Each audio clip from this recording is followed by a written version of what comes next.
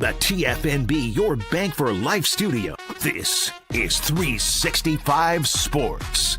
Presented by IdealMRI.com. Premium quality MRIs, convenient, affordable. That's Ideal. And by Texas Farm Bureau Insurance. We are Texas Farm Bureau Insurance, your insurance provider built by Texans for Texans. And we've been protecting families in our great state since 1952. TFNB, your bank for life, serving Central Texans since 1889. Now it's time for 365 Sports.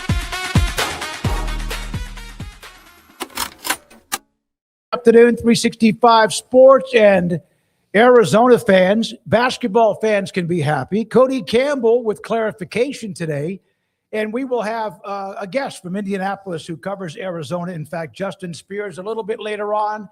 Zach Barnett today. Matt Tate will join us, who covers KU on Badunga, and also, of course, the latest with Bill Self, who made the decision a couple of days ago. Craig Smoak, Paul Catalina. I'm David Smoak, and here is the top story. And finally, Arizona fans can breathe. Tommy Lloyd makes the decision. He's not going anywhere. He will remain the head coach at Arizona. We'll hear from him in just a second.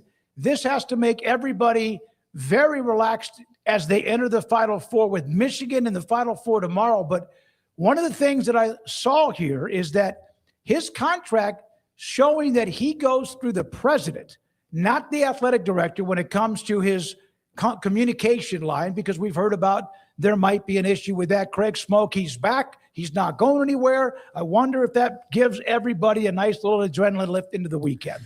I mean, if it doesn't, then I don't think you have a pulse to begin with. I mean, as far as having any skin in the game in regards to Arizona, if you care at all about Tommy Lloyd in Arizona, then this is a massive news headline to drop today. And I think you wish it would have happened a couple of days ago, perhaps, but sure as hell is better than having to go through the entire weekend and be wondering, no matter what the result is, of, hey, even if they win this Final Four game, is he still going to be the coach here? Is this his last game coming up? Or if they play for the national championship, are you thinking, well, it'd be really cool if we won, but is he going to turn right around and leave us right afterwards? Having that in the back of your mind rather than being able to just fully enjoy it. Now you can just fully enjoy it. Now, no matter what happens in the Final Four or in the national championship game, Tommy Lloyd's your head coach, and that's terrific news for Arizona and Arizona basketball, and that's terrific news for the Big 12 Conference, because it just solidifies one of your current champion. I mean, your current unanimous champion as far as winning both the regular season and the tournament title. So,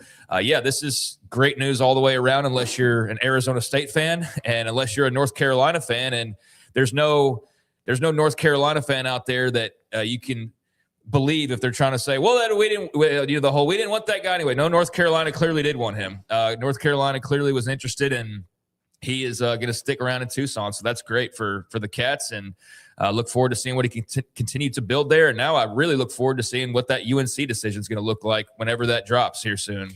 Billy Donovan or bust. I don't know. I mean, maybe they turn their attention to Dusty May. It was very clearly on Tommy Lloyd for the last week or so, and that's who they wanted. He might have been the first one they offered the job to. That we'll never know. We know he's very much the one who's publicly turned it down by saying, I turned down the North Carolina job. Yeah. All the other people have said, well, I'm staying here. I'm not interested in the North Carolina job. I'm not interested in any jobs, that kind of thing. They never said specifically, I was offered and turned it down. That's an interesting way to put it. I do think that he probably had to put it that way and be direct about it, because he wasn't direct about it before. He talked around it. And to end the distraction before tomorrow is a very, very important thing. And that, we talked about it at length, how those things can cast a pall over the postseason games when you think the coach is leaving, and it's hard on the players, it's hard on the fans, it's hard on the coach, and all of those things. But I do think that him addressing it directly also puts North Carolina, probably on blast with their own fans now, because they're like, oh, damn it, we're going for guys we can't get now. Well, it also puts the spotlight right on a Dusty May in Michigan. Yeah. Because now it's, well, who's next? Well, Dusty May's got to deny it now, right? Mm-hmm. I mean, now he's the next head coach that is apparently in the running as far as those alive in the Final Four. So he just shifted it to his opponent. Whereas it was kind of interesting that the way this was covered, Tommy Lloyd was the guy getting all of the headlines of speculation. And then like, oh, yeah, Dusty May too. And, oh, yeah, NBA guy, name escaping me. Who's their other main candidate, guys? Billy Donovan. Billy Donovan, yeah. So Billy Donovan getting mentioned, but it was all Tommy Lloyd. Tommy Lloyd said this. He didn't say that. And so now that's nothing to worry about if you're an Arizona fan. And, yeah, Dusty May will have to probably have a better answer the next time around, or Billy Donovan. And I'm really interested in where North Carolina goes from here. We've seen blue bloods. We just saw with Michigan last year in football, where they didn't just necessarily go and just grab whoever they wanted right away. It was kind of a, oh, man, who's this going to turn out to be? And then eventually it was somebody nobody ever would have guessed at the beginning. Kyle Whittingham ultimately ended up being the guy. So I don't know if that's the situation North Carolina will find itself in. They'd need a couple more people to say no. So we'll see how that works out for them. Brendan Marks, who covers North Carolina, had a tweet out that said financial discussions between the parties indicated UNC was willing to make Lloyd one of the highest paid coaches in America. He then also said, at least per a source, that North Carolina never actually offered the job to Tommy Lloyd. And, of course, that's always going to be like, even with recruiting, did somebody offer you or not? Here is Tommy Lloyd earlier today. I would like to, let you know that North Carolina is an amazing place. I mean, it's a one of one. And, it's an honor to even be, considered for that job. And, the young kid, for me, the college basketball junkie, watching those games at home, never would have thought something like that could have happened to somebody like me. So North Carolina is a first-class organization, and I appreciate them for the way they've handled this. Michael Jordan, the phone call never did happen, so I'll put that to rest. But, come on. I mean, we all idolized, MJ. And, I don't, how many hours I watched that Come Fly With Me video. And my kid grew up watching, his, the movie he made. And it's amazing that, that opportunity was even, thought could be possible. With that being said, though, I made a decision that, my Michael Jordan is Steve Kerr, and I'm proud to be an Arizona Wildcat. He will. Congrats, Coach. All right, gets about $7.2 million starting next season. Staff pull, of course, also that's the big deal. Been this way a little bit, but getting a bump. Incentives brought back to their contract structures. He'll also, as I mentioned earlier, not report to the AD, but will report to the university president. I guess there's some reporting out there saying he didn't officially get offered a contract, but there's a hell of a lot of reporting saying he did get offered a contract. So I don't know if that's North Carolina media or fans trying to save some face, or if there's just a twist in interpretation there. But yeah, pretty clearly they were on him and wanted him. That's not deniable. I think there's a couple of interesting parts here where, for all of the hand wringing about why didn't he say something on Monday? Why didn't he say something? Well, first of all, he was obviously negotiating and doing as we said. And I know our audience is smart enough to already know this, but you don't just stomp out an opportunity that could mean that even where you are decides to pony up a lot more money just to keep you there. You don't shut that out. And I think he had to play the game there a little bit, but also you already hear it in what he's doing here. What did that accomplish by dragging this through the process? It allowed him to turn around and go, yeah, North Carolina wanted me, but I'm sticking here because I believe in Arizona. And North Carolina is great and everything, but I'm here at Arizona. And now he goes and talks to a recruit, and that recruit's thinking about North Carolina, Arizona. It's like, I'm the guy that turned down North Carolina, so come to play for me at Arizona. So that's a smart angle that he can now take. And I do think that no longer reporting to the AD is interesting, because there was that scuttlebutt about maybe a conflict or whatever you would want to call it with him and Desiree Reed-Francois. And so now to not report to the AD, I do think is notable given that earlier reporting. So it seems like there maybe was something to that.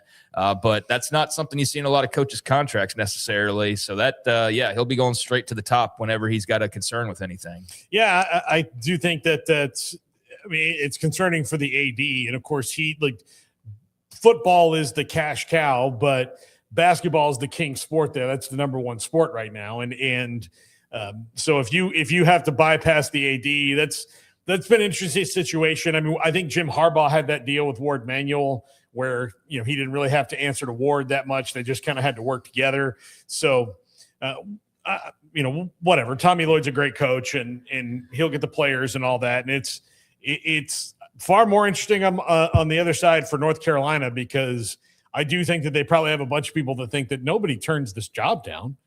Who's going to say no to this? This is North Carolina. This is Dean Smith and Michael Jordan and, countless others, James Worthy, all that. And then, I'm going to stay here. And the thing about Arizona is he's already built it. He's already proven, and he's already proven he can do it with guys he recruited and transfer portal guys and young guys that he recruited to get to a Final Four. So it's not like he has to, say, well, now I've got to build up Arizona street cred. The street cred's there. So, yeah, it's not the same. It is. It's over, though. Arizona fans, probably, I would think, like any other fan base, even though they're a great basketball school, it's over. He has signed. He's extended. He get whatever, all the things, the bells and whistles. And so now that's the clear head as you enter the weekend with Michigan coming up around the corner. And as you guys both mentioned, Dusty May, maybe not so much on the clock, but a part of that discussion of who could be next. By the way, Justin Spears, who writes for Arizona.com, will join us at 4:25 on the day in Indianapolis for Arizona basketball, Tommy Lloyd and the Wildcats. Then there is, of course, the Final Four this weekend. Michigan and Arizona, UConn and Illinois. Brad Underwood, during the presser, as they've had these open practices and media, a lot of it going on. Brad Underwood on the journey to get where Illinois is today. It's been 9 years of dreaming a big dream since I took the Illinois job, and a lot of people to thank along that. I'd be very remiss if I tried to mention them all, and I would miss somebody. But I'm excited that this group of guys gets to experience this opportunity. We know that we've got a great opponent in UConn, a team that we saw earlier in the year. I'm very, very grateful for Danny sending a tweet out early in the year after I congratulated him on a win, and him being able to foresee that we'd both be here in Indy. But excited for our fans, excited for our university. It's an incredible opportunity. Looking forward to seeing all the orange and blue in Lucas Oil on Saturday night, and looking forward to the challenge of playing a great UConn team, and obviously one that very, very tough and has no quit in them. So, we're excited to be here. 74-61 the last time UConn won that game. Illinois was 13th in the country. UConn was ranked number 5. They had a big first half and then just kind of cruised to the win, 74-61. And now they meet again. Illinois, by the way, has been to 36 NCAA tournaments, 11 Sweet 16s, 6 Final Fours, including this year. But they, of all of the teams, and again, Arizona has 1, Michigan has 1, and then UConn has 6, have yet to win the national title. Yeah, I actually did a podcast y'all will never see. I did like a whole ass podcast, and then the microphone didn't work, and it was just I could not mentally redo the podcast. I was just like, I can't. It was too late in the night. It was too good that I just tossed it because I just was so frustrated. But I can now recite to you, because I did the research for this damn thing, of what the stakes are here. And you've got 3 coaches out of the 4 that are looking to win their first ever national title. And then you've got Dan Hurley, who's got 2. And if he wins 3, then he's all of a sudden in a group with like Bob Knight, Roy Williams, Jim Calhoun, and John Wooden. With 3 specifically. And then he's 1 behind Adolph Rupp, and then he's a couple behind Coach K, and then he's still 7 away from John Wooden's 10 titles. But Dan Hurley, in a very short amount of time, would join a very exclusive club with 3 national titles, the likes of Bobby Knight, Jim Calhoun, Roy Williams. And he would be right on the heels of probably passing Adolph Rupp and Coach K before it's all said and done. I don't know about John Wooden. That's still another 7 titles. Their 3 titles in 4 years would also be the best run of championships since John Wooden's UCLA teams. in the 60s and 70s. Nobody's won 3 out of 4 since the UCLA teams in the 60s and 70s. So that's another piece of history that they could make. And then in terms of overall national titles, talk about North Carolina. Well, UConn's tied with North Carolina for most national titles. They would pass them with a 7th title if they get to Monday night. Now, I can just rehash this on Monday if UConn gets there, and I probably will. But I just find that kind of thing interesting because every year I go look at the all-time wins in football, and I go, all right, where's Oklahoma versus Texas, or where's Ohio State and Michigan? Like, could one pass the other? I just find that sort of stuff interesting. Or who can crack the top 20 all-time in wins, or in Heisman Trophy winners, or in national titles. I find accomplishments and accolades a lot more interesting than some of the other stuff. And so I was looking into that, and I do find it interesting that UConn could jump North Carolina, and they would only be behind UCLA again, and then Kentucky, and they would only be a couple of behind Kentucky. But the amazing thing about UConn is they will have done this in less than 30 years. This is all since 99. You go look at Kentucky's titles, and it's like the 50s and the, one in the 80s, or a couple, I don't want to say exactly, but they're spread out is the point for Kentucky. For UCLA, it's all the John Wooden championships, and then it's a random ass championship in like 1995. That's them. UConn is bang, bang, bang, bang, bang. Like it's been every few years for 20 plus years now. And that's remarkable. Like to be in that rare air, but to have done it in the time frame they've did it really is what makes that program super special. If they won, UCLA won 10 of 11. Yeah. And at Texas Western, that's when the Don Haskins, that famous team, the all-black team that won at UTEP now, that's that famous story. And other than that, then they had another one right after the NC State won it, but not with David. Yeah, David Thompson. They won 10 of 11, I think 11 of 13 under John Wooden, but that was 50 years ago. UConn is for people who were born after 1999, how Craig and I's generation thinks about UCLA. Yeah. Like that's like when we were, growing up, like that's again, a lot of things have changed. I mean, John Wooden was also smart enough to be like, hey, tall guy with less opportunity, come here and play. Let's make sure that happens. He was wise enough to see through that. That is not a problem anymore, at least to the level that it was back then. And he was a visionary. What UConn has done through 3 coaches, Jim Calhoun was an all-time great, Kevin Ollie, and now Dan Hurley, who's pretty much, back-to-back, and this is in the all-time great category just in his short time at UConn.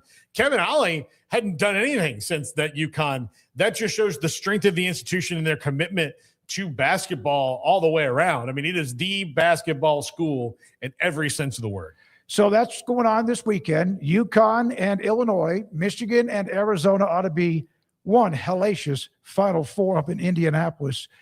There's the story earlier this week that Bill Self will be coming back. He will come back as the head coach at KU. Matt Tate will join us in a little bit to discuss that. But also, one of their better players is going to test the waters of the NBA draft. And there's also some discussion with the NCAA about a player, once they commit to the NBA draft, if they don't pull their names out before the draft, they cannot come back, which, of course, we've had the Bediako, Ninja, all that. So that's out there, but Nanji, but the obviously Badinga is testing the waters. Great player, young and raw. And one of the notes from a couple of people that are insiders in basketball say that he has an asking price if he's coming back for a lot of $1 million, but that is on the notes too. Well, how much is a lot of $1 million? $5 million. Never heard a lot of $1 million. Well, to me, 1 million is I'll still take a lot of million. A lot of millions, 5. Okay, a lot of million is 5. What's a buttload million? 10. Okay, good. We just want to get these vocabulary terms down because you're going to lose some of that in tax. Well, for the posterity of people, so they know. I think a million's pretty good. Yeah. A lot of millions 5. A buttload is 10. Buttload is 10. Well, he did the same exact thing last year. He put his name in the portal. I can't quite remember about the draft and all that, but he pretty much did the same thing. And he wound up back at Kansas. And, I think it's probably a little bit exhausting to the fan base there, to the university, that, like, can you just do either or? Can you, tell us if you're going to come back or not, or whatever?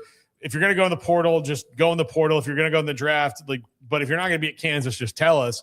I think that's probably be preferable, but he's a really good player in a lot of regards. He's probably just a little bit too short, which again, I feel embarrassed saying as a 5'7" individual that is saying a guy who's 6'8.5", 6'9" is too short for his position for a super high pick in the NBA draft. And he's probably going to wind back up in college next year. And I don't know if he's going to find a better place to play than KU for the style of basketball he plays. But last year, Duke was the one who was really kind of going after him hard. So wouldn't be surprised, if there's another place that you might go and you could make the argument that, this is just as good for me, it's Duke. So we'll see. We'll see what happens. I think he's not going to stay in the draft, though.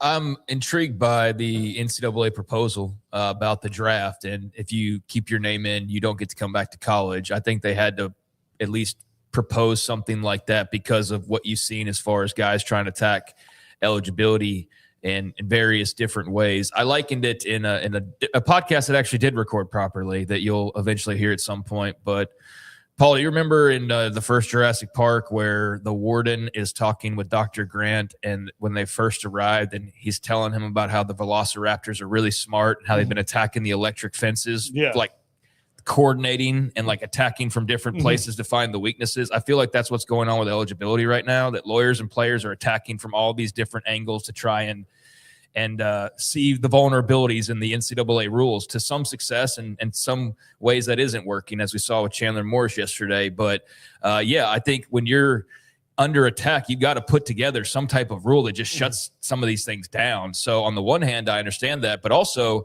how do y'all feel about that? If a guy goes and he goes to draft, but he gets undrafted, you just say hey pal, you made your choice. Sorry about it.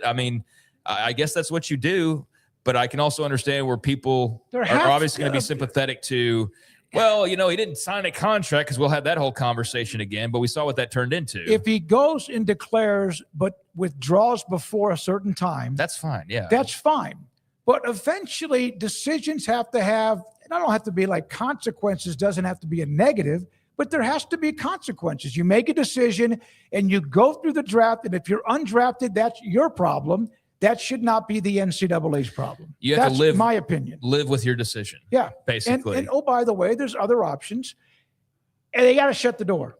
They have to shut the door not only really for the benefit of the player, the benefit of the team he used to play for, and the benefit of just the NCAA in general to have some grip on something. I agree, and that's why I've been interested in a lot of these eligibility cases and how they've gone. And the NCAA has won more than they've lost at this point. They've actually had a pretty good record when it comes to most of these. Chambliss is more of an outlier than he is the standard that everybody is following. Morris even used the Chambliss template. Morris saw what Chambliss did and then filed his lawsuit trying to piggyback off that and go that medical documentation route, and it wasn't effective for him like it was for Trinidad Chambliss. But eligibility is under attack from various angles because people don't want to leave because it's too lucrative and they want to have their cake and eat it too. So I'm going to go be a pro until that doesn't work out, and then I'm going to come back and take your money here. So I don't think that's healthy for the game. It's great if your team benefits from bringing a guy in, I guess, that can help you win a title. But as we saw with Alabama, they didn't need Charles Bediako. They were fine to begin with. Baylor didn't benefit really in any way from Najee, although they kind of had to have a guy. I don't think they ever really thought they were, but because it was so unique, it got a lot of attention. Was it worth the squeeze? Probably not. Now, maybe next year, but if he comes back next year, and part of it is, I'm going to give him the benefit of the doubt that he had no offseason program with Baylor. Right. He had none of that. He had no practices with Baylor. All of a sudden, they're in injury jail, and this opportunity arises. And at that point in the season, they were a winning streak away from turning this thing around. And so, you take that opportunity. For at least this year, the juice was not worth the squeeze. I think that they hoped that he could give them some minutes.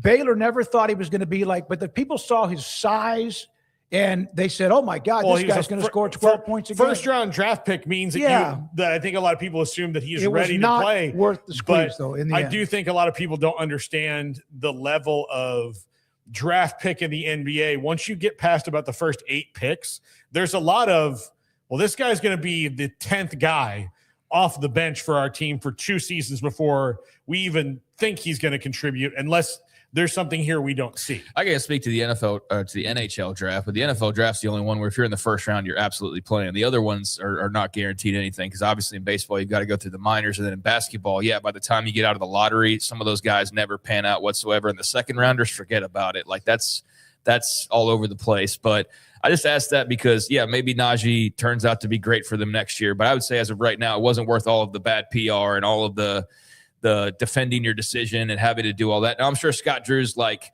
from a Christian standpoint, like loved James, and that's all worth it to help him and be in his life and everything. But from the outside looking in, I think you see that. You see Bediako, and you see what's happening in football with all of these challenges and people trying to say, well, I had sleep apnea and I need my year back. You've got to close the door somehow. So this is their attempt to do that, and we'll see how it goes. What other basketball? Now, go ahead. I would say, just to follow up with that, Craig, the more I read about Chandler Morris once the decision came down, he had a reasonable argument up until the fact that your advisor, your parents, and Sonny Dykes had a handshake agreement and never told anybody else about it. Right. Had they told somebody about it or filed some sort of paperwork that was denied or whatever, then you can say, well, was this just that this was denied? But since you just did some kind of handshake agreement, we're supposed to go, like, you didn't. I'm the NCAA, and again, I'm not advocating for them, but in this regard, well, how are they supposed to know if you didn't tell them? And who was this coach? He was just a mental performance coach. He wasn't a PhD psychologist, psychiatrist. He wasn't a doctor in that regard. So they're like, why are we supposed to take his documentation as though it's absolute fact? Or maybe he's just friends with the Morris family. And the big difference with those two, just real quickly, with Morris absolutely followed Chambliss. He saw what Chambliss was doing. He said, I'm going to go try that. I wonder if he would have gone first, if it would have been different. No, because he wouldn't have had the idea to. Yeah. So then when he saw it worked for Chambliss, he tried to go that route. The big difference was Chambliss never played at Ferris State that year he was trying to get back. He didn't play at all. He had like 17 medical issues that year, to the point of like, it's unbelievable. Like, it's like, dude, how are you even still here? I mean, you had COVID, sleep apnea, like all sorts of things. Tonsillitis, and like 5 other things all in the same year, apparently. Whereas with Morris, he played in 3 more games after he lost his job and got injured. So that was the big difference, is that he kept playing still. And then they tried to say, oh, well, that was part of his mental health plan. And that's the NCAA is like, yeah, we're not buying that. So that's where the big difference was. But I think it's good to try and at least corral this as best you can. I don't know if more lawsuits will come from this, but I do think the courts would probably be more favorable of, hey, you got to be a big boy and make your decision. And if you decide you're going to the draft and you have this deadline, then that's the deadline. And it's not anybody else's fault if you make the wrong choice. Eventually you got to go with yourself and your choices and live with those. All right. One more note from NCAA, from the Final Four in Indianapolis. This is pretty cool. This guy posted this on his Twitter feed. Look, these are the covers in the hotel where Arizona's staying. These are the covers. And I mean, I went to Indianapolis in 21 and covered it. Didn't get anything like that. I would have kept it. I would have said, hey, I'll buy that just for any kind of keepsake. But how cool, how much did there's hundreds of rooms, of course, at the JW Marriott and elsewhere.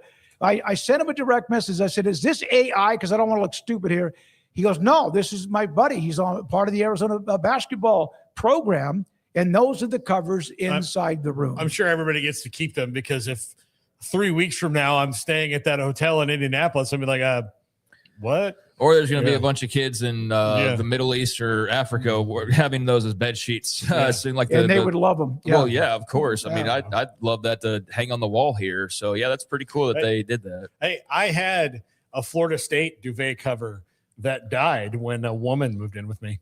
Yeah, that's what happens. A lot of things die. She was like, this is tacky. And I went, yeah, I guess. Yeah.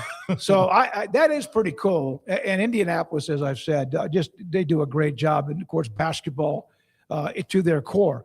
When we come back, Matt Tate covers KU. So we'll talk about Badunga and also Self and his thoughts about the Final Four matchups in Arizona, Tommy Lloyd, and more.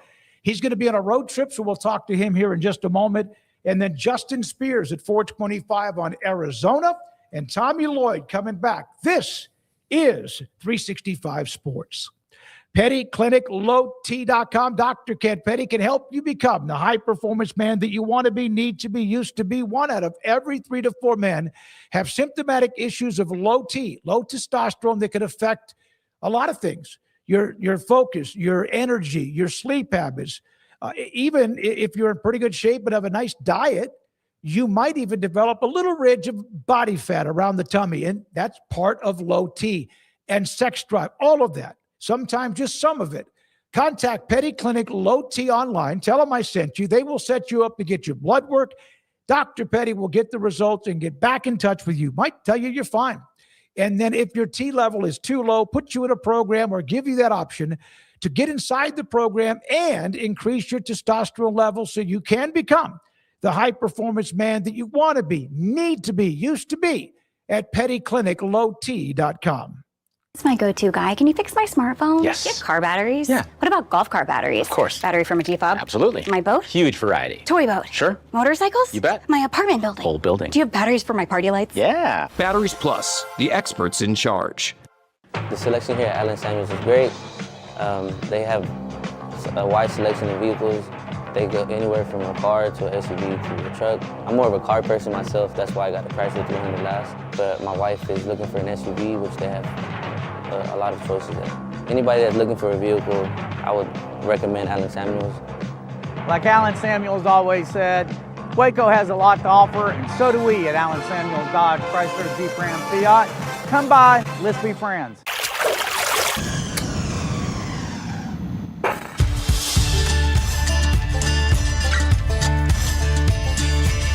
Bold are the adventurous.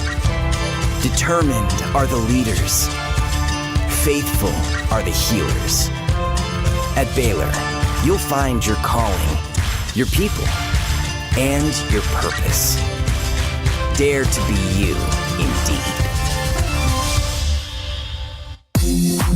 It's time to compete against yourself, finding too many excuses not to work out combined with bad eating habits, and Waco Regional Tennis and Fitness can help reach inside your competitive soul. Discipline, getting results you've only dreamed about, personal training, group exercise classes, and even a tanning bed, world-class tennis facility, and pickleball courts and lessons available. Waco Regional Tennis and Fitness, spacious, clean workout rooms, free weights, state-of-the-art technology, weight training equipment, and no intimidation. It's time for you to react today, not tomorrow, at Waco Regional Tennis and Fitness on Lakeshore Drive in Waco.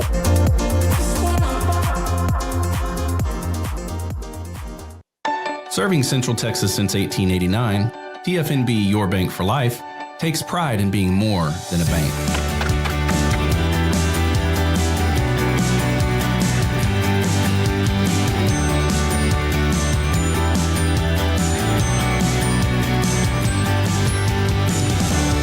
TFNB, we remain committed to these principles. If you value them too, come join us. TFNB, your bank for life. You got batteries for my side-by-side? Yes. Replace my flashlight? Sure thing. What about my business? Ooh, good one. 100%. Batteries for my fleet of trucks? Gas floor scrubbers? Yes, and fire panels. We have pallets of batteries. Well, what about... As your go-to guy, if it needs a battery, we have it. Well, that's all you had to say. Could have led with that. Batteries Plus, the experts in charge. This 3 o'clock hour is brought to you by QC Kinetics. Feel better, move better, live better with regenerative medicine using your body's own healing abilities for natural pain relief. No surgery, no drugs, no downtime. With locations in Dallas and Houston at QCkinetics.com. Now it's time for 365 Sports. Today, Atlanta Rez and Logan, and also Garrett Ross running the mothership. And of course, on 365 Sports, those of you who are watching us in the various ways, we do appreciate you. Hit the like button if you have not yet. One note about the 4 teams in the Final Four starting tomorrow in Indianapolis. Every single one of them has been to 30, at least 30 NCAA tournaments. Illinois 36, Connecticut 38, Arizona 36, and Michigan 30. And I said earlier, all of them except for Illinois have won a national championship. So even though there may be some teams like not North Carolina, not Duke, not Kentucky, not KU, these are still teams that are very healthy when it comes to being a part of the tournament. Matt Tate will join us here momentarily. He's about to be on a road trip and is going to be in his car when he takes care of us and discusses KU. Hey, later on today, from earlier today, Cody Campbell that's had that little spat with Brett Yormark, clarifies some of what was being discussed, and we'll do that at 5 o'clock today. We'll go over, there's 4 points that he put up. We'll go over those today at 5 o'clock. Yeah, I mean, he tried to at least fan the flames a little bit, and I think he still is staying in his place of opinion as far as Friday nights and what they mean or should mean and things like that. But I do think that he probably saw the way the last 24 hours have been reacted to, and I do wonder if he maybe thought that his little pro wrestling promo on Twitter of the everything runs through Lubbock maybe ratcheted this up a little bit too much and thought, okay, let me just make sure that everybody knows this isn't like we're threatening to leave and we're going to take our ball and go join the SEC or whatever. And Brett Yormark and I don't hate each other. So he kind of clarified some things like that, which I feel like he probably needed to do, because that was a very aggressive approach with the whole like Brett Yormark doesn't understand. Now, he also did clarify that in so many ways, he technically said Brett Yormark works for him. So we can talk about that eventually later on. But yeah, interesting story. And my conclusion on that was really there's just two guys who I think have the best interest of their constituents in mind. And there is some crossover there. But Cody Campbell, as much as he's trying to save college sports, as I've always said, and for some reason weirdly got pushback on, he cares first about Texas Tech. And he would say as much about that. Brett Yormark's got to worry about Texas Tech and Iowa State and Kansas State and Utah and BYU and Baylor. And so he's got 16 teams to have to worry about. And so you can't possibly agree on every little thing because you're coming from two different places. We'll discuss also that President Trump has in fact signed the executive order about college sports. We'll go over the details on that too. We are now joined by Matt Tate, Wave the Wheat, covers KU, covers college basketball. And Matt, thank you very much for your time. So the Self story earlier this week obviously was one that you still had to see what was happening. But Dunga, let's start with him. And what do you see here? Is he really interested in the draft? Is he interested in getting more money at KU or somewhere else, in your opinion? Yeah, it's funny because it's exactly what happened last year with Flory. You know, I mean, he was this close to going to Auburn last year for more money and elected to come back to Kansas. And so I don't know if they matched or what ended up happening with the money there, but obviously it was to his liking and he came back and he had a great year and he was Big 12 Defensive Player of the Year and obviously took that next step in his development. So I think Kansas fans are a little confused about this one. I think last year they were worried.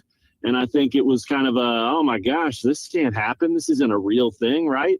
And this year they're confused because it's like, dude, what more do you want, right? And I understand that. And so I think now instead of panicking or worrying, the vast majority of KU fans are kind of like, you know, if playing at Allen Fieldhouse for Bill Self at a place like Kansas, which has as much exposure as any program in college sports, if that's not enough for you and you need to go make a few more dollars somewhere else, then good luck to you, man. Go for it. And I think they'll miss him on the roster, but they're not going to worry about begging a kid to come back for a second straight year or freaking out if he does leave. So I think more than anything, it's a sign of the times. Obviously, this is happening every year, and it's only going to get more prominent. And unfortunately, it's probably going to hit every program at some point. I also think it's very much the cliche, don't hate the player, hate the game, right? I mean, Flory has the opportunity to do these things, and they all make sense to me. And that doesn't mean KU fans have to like it. That doesn't mean it has to be a good outcome in the eyes of Kansas. It's just about what Flory wants to do and what he thinks is best for him and what his camp thinks is best for him. And so they're exploring all opportunities, and we'll see where it leads. I really don't have any kind of feel for what will happen. I don't think he's ready for the NBA. I don't think that's very likely. I think he'll be in college next season. And I think it's all about money that will determine whether that's at Kansas or somewhere else. What does this mean for the rest of the roster, though, if he does leave? Because there are a couple guys I know they would like to bring back and solidify, and one of them also plays down low, right, Matt? Yeah, I think it's you obviously have tiers of players, right? And different. Okay, this guy was a starter, or this guy was an all-conference guy, or this guy was a role player, or this guy has upside, or whatever it is. But I think almost every year you're looking at having to deal with this with almost everyone on your roster. I mean, it's not inconceivable that almost everyone that was on last year's roster, whether through graduation or transferring, could end up leaving this year, and that would be pretty crazy, obviously. But every time somebody leaves, it opens the door for himself and his staff to bring in somebody else. And, I don't know. I don't think anybody wants, full on turnover, complete overhaul of a roster. It just doesn't make sense, but it might be the world we're living in. And until something changes, that may be where it is most places. What's interesting about that is, you start to look at the teams that make the Elite Eight or the Final Four, and you kind of start to look at some of those teams over the last couple of years, and it does seem like the continuity thing is very good. I saw a tweet or a stat today that said, the 4 teams that are still playing, they have somewhere between 48 and 62% of their production returning from last season. And while that doesn't sound like a whole lot, it's a heck of a lot more than a lot of programs out there have. So if you can find the continuity and you can get your guys to stay and keep them happy with their paychecks and their paydays and their opportunities, then great. I think it's going to benefit you. But the reality is guys want to play and guys want to get paid, and that's the world we're living in. So you're right. I'm sure you're talking about Bryson Tiller. Yeah. He's a big one that he had a great year. He really did.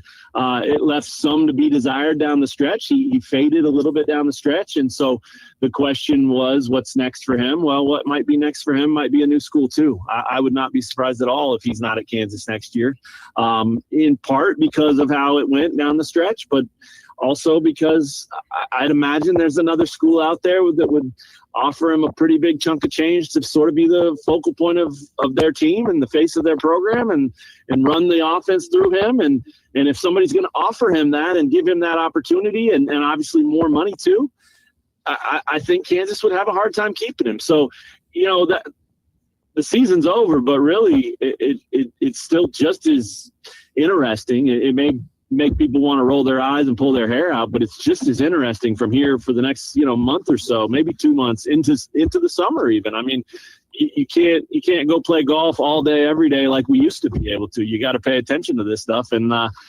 count me on the list of people who don't like that very much, because I go play 9 holes and I might miss 3 transfers. Yeah, Matt, with Self making the decision to come back, and I think most everyone expected it, but you just don't really know. But it's great that he is. He's great for the game. He's great for KU. And I love watching him coach and his personality. Do you feel like he might get some sort of breath of fresh air, adrenaline rush, kind of like starting, not new, but maybe a little re-energized from all of this? Yeah, I think there's no doubt. I mean, I think the number one reason he's back is because he wasn't ready to be done. And, I think he would have hung it up if doctors told him that was the right move.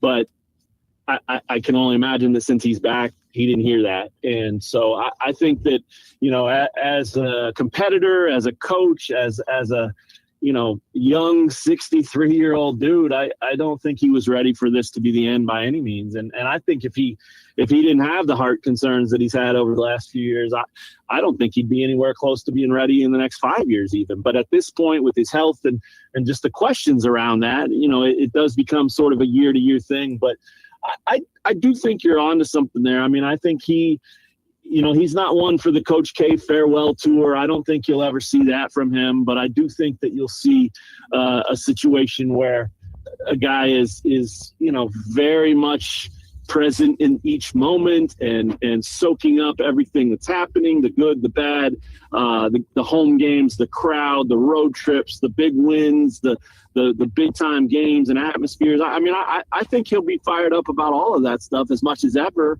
And on top of that, I also think that no matter who stays and who goes, I think he gets excited about the chance to build the roster. And, he's not going to cry over spilled milk. If Flory decides that he wants to leave, they'll throw their offer at him and they'll say, this is what we can give you and this is what we'd like to do with you and this is what we see things working out for you here. Take it or leave it. And if he leaves it, I think Self will go, okay, that's fine. Who can I go get? What can I do now? How do I build this thing? And so games and X's and O's and trying to make it through the conference, and all of that stuff, that's as competitive as ever. But there's this new element of competition, which is, GM and building your roster every year. And he's had some success and he's had some failures. And so I do think that still motivates him a great deal.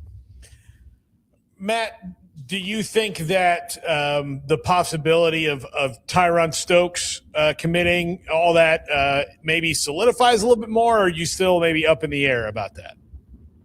I tend to think he's coming to Kansas. I haven't covered it super closely, and I don't know the kid, but talking to people and kind of following it like from the distance that I have, it feels like Kansas is the spot for him. I don't think he would have come here if Self decided to retire. So, that was a big domino that had to fall. And I think now that it has, I think it's all eyes on Stokes and the ball's in his court now. But I think there's so much about him and his aura and persona and dreams and visions and goals and all that really match up with who Bill Self is. That's not to say the other coaches pursuing him aren't, great coaches at great programs. They obviously are, but Bill Self's the Hall of Famer. Bill Self's won national titles. Bill Self is, without question, one of the greatest to ever coach in college basketball. And I feel like that fits what Stokes is looking for. He's part of that show and they can work together in that way. And so it certainly won't shock me if they don't get him, but I do think the odds are good, and I'd consider KU the favorite for sure. Matt, your thoughts about Arizona? Tommy Lloyd today finally, okay, it's enough. I'm not leaving. It's not as if his agent or Tommy Lloyd weren't involved with negotiations with North Carolina, and he kind of kicked the can down most of the road until today and finally said, enough. I'm staying at Arizona. How close do you think he was to leaving? I think it's great that he finally did what he did today, because everything that he said all week and even going into last week about, being present and happy at Arizona and all that. We've heard that before, right? Remember when Nick Saban said he wasn't going to the Dolphins? That was 100 years ago, but he did. And people are well-versed in coaches saying, I've never had communication. Well, yeah, your agent has. You haven't, but your agent has.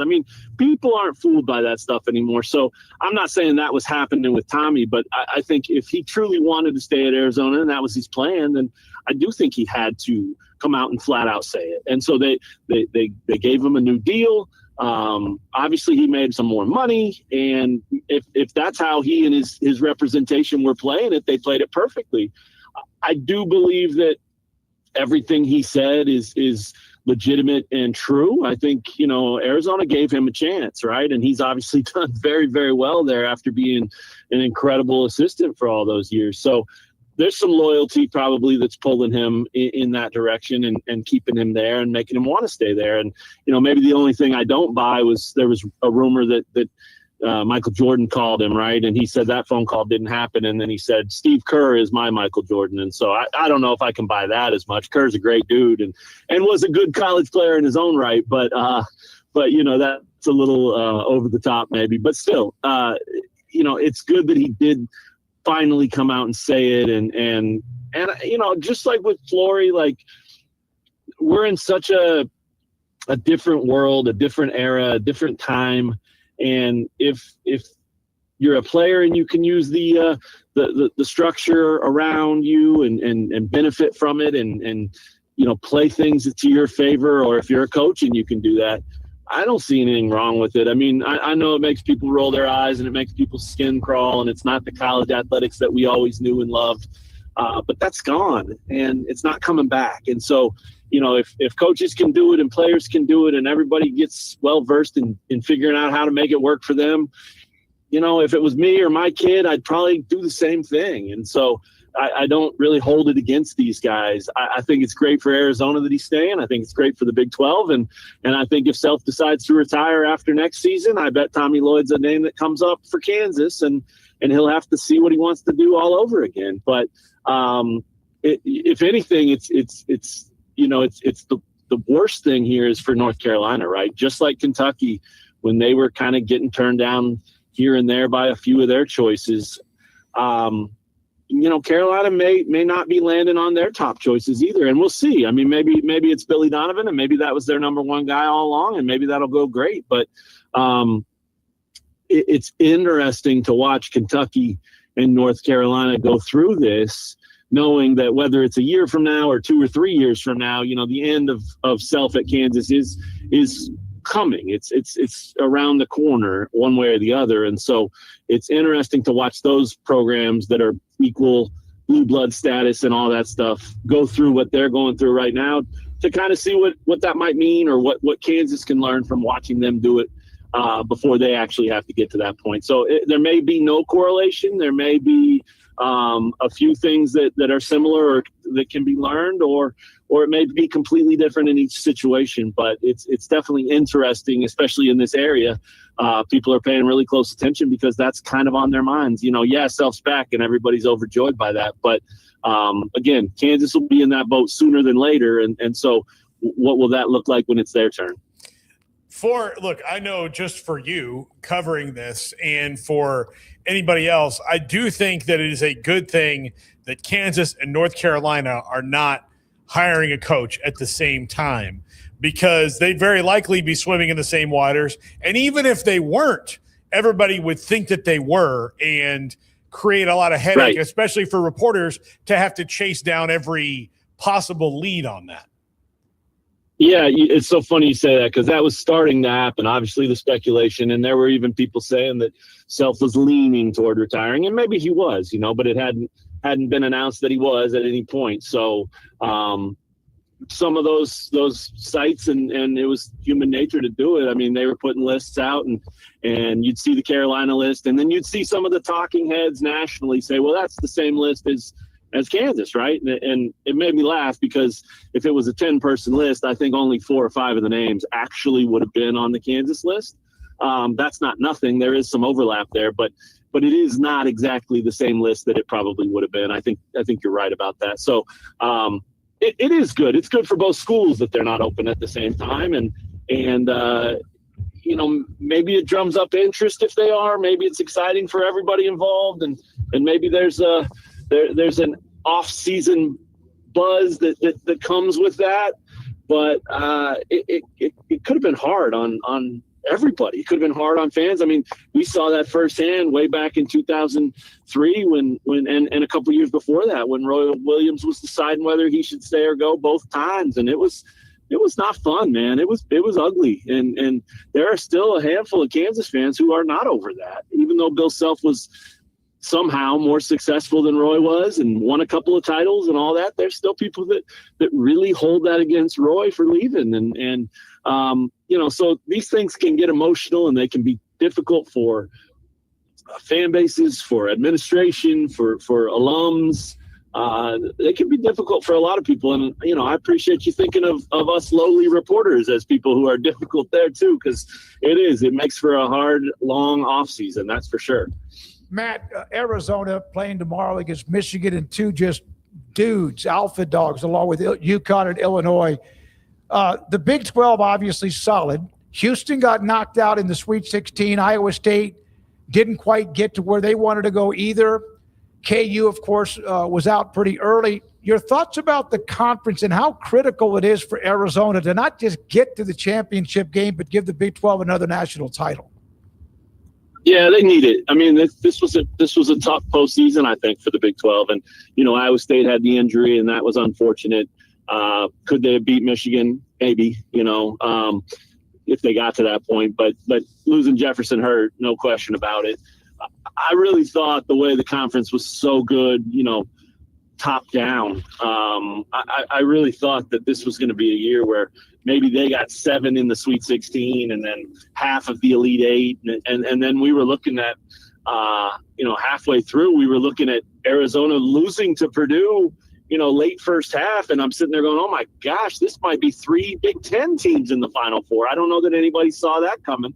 Arizona obviously righted the ship and got it done. But I think the Big 12 needs it. And I think it's funny that the last couple of years, the Big 12 has obviously been the best basketball conference in a lot of metrics and in a lot of ways. And yet here we are as a conference sitting there going, yeah, we really need Arizona and Houston, 2 of the newcomers, right? I mean, this isn't the old guard in the Big 12 like Kansas and Iowa State carrying the torch. This is the new guys. And so right now they're all in this conference, and that's great. And so you're going to root for it, number one, to validate your conference and your schedule and how difficult your season was and all of that. Number two, you're going to root for every conference team in the postseason because you make more money the further all of them go, right? So that's a part of it. But yeah, I think it would be big for the conference moving into next season and moving forward with that, that chest out claim that, hey, we are the preeminent basketball conference in the country. We're the best. And if they don't win a title here after a year that they had with so many good teams in the mix, I don't know that they can confidently say that. But especially if it's Illinois, Michigan in the championship game, that'd be 2 Big Ten teams and a Big Ten title, right? So I think it's big. I think they need it, and I think it'll be a great Final Four. I love the matchups. I think everybody thinks that Arizona, Michigan's probably the title game, and I understand that.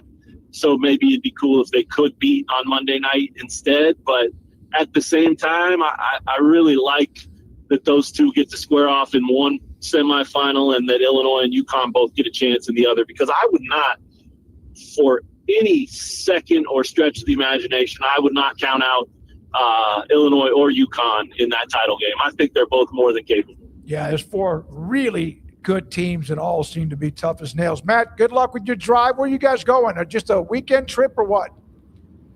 Yeah, buddy, Boonville, Missouri. Happy Easter. Good. We're going to go do a little family stuff there. Yeah. Boonville itself is not a huge tourist attraction, but when the family converges there, it makes it a lot of fun. So it'd be a good time, and we'll eat good food and hunt for eggs and do all the fun stuff. It is the Vegas of Missouri. I've heard that. That's what they say. Yeah, you got it. Enjoy it, Matt. Drive safely. Thank you very much for your time. Matt Tate, Wave the Week, covers KU, Bill Self, Badunga, Arizona, the Final Four, and all the other things that are out there. We appreciate his time today as he's on his way out of town for the weekend and Easter. When we come back, Zach Barnett, footballscoop.com. Sonny Dykes, if you did not see earlier today, signed an extension. That was something that started to simmer about, maybe at the end of last week. It's now done. We'll ask him about that and more.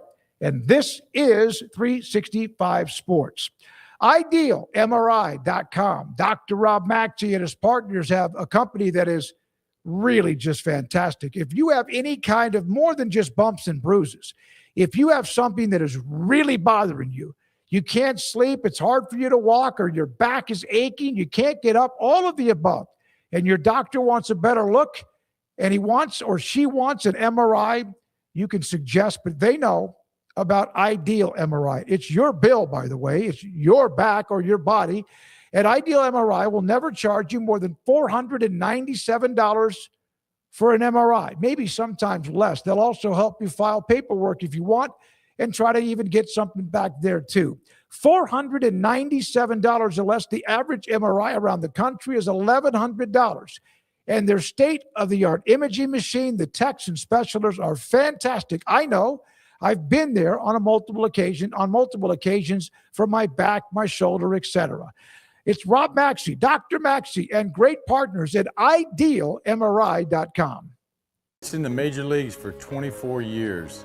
And let me tell you, I can feel it in my joints. Shoulders, elbows, and knees. Trust me, pain doesn't retire when you do. I tried everything to get rid of the pain. Nothing worked until QC Kinetics. Baseball legend Roger Clemens and other patients are getting lasting relief with QC Kinetics regenerative treatments. No surgery, I trust QC Kinetics. You should too. Let's commit to getting rid of all the pain. Schedule your free consultation today. QC Kinetics. Better starts here.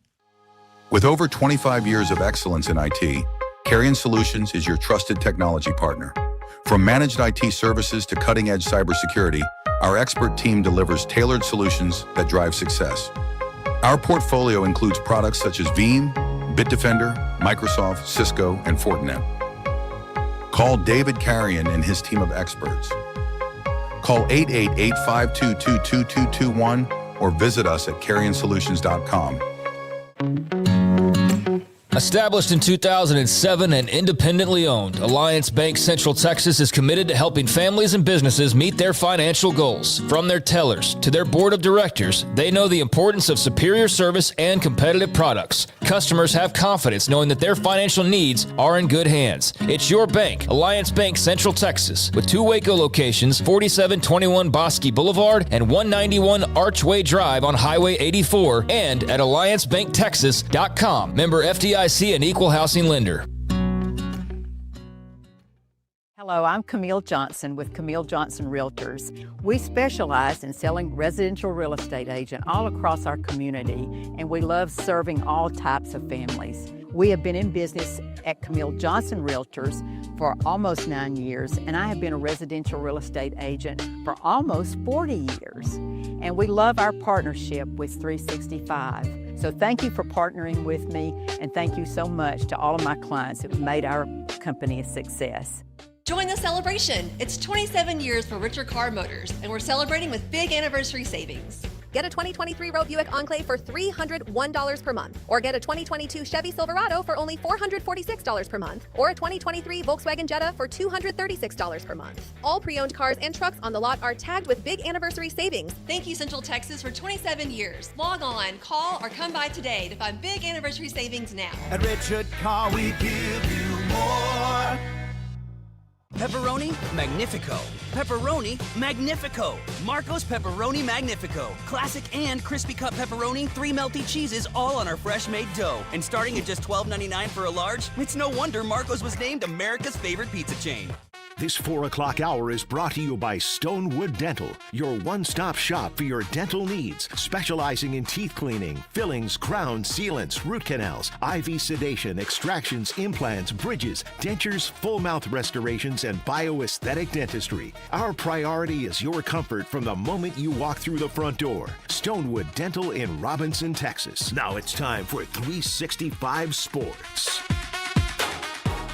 Zach Barnett, college football writer, footballscoop.com, and also the co-host of the College Football Tailgate Show on DFW radio station The Ticket, joins us on 365 Sports. Zach, thank you very much. I want to start. We're going to get into football, but I saw your note about, and we've been discussing that Tommy Lloyd is staying at Arizona, and you responded, so who's going to get the North Carolina job? You want to give us who you think it might be?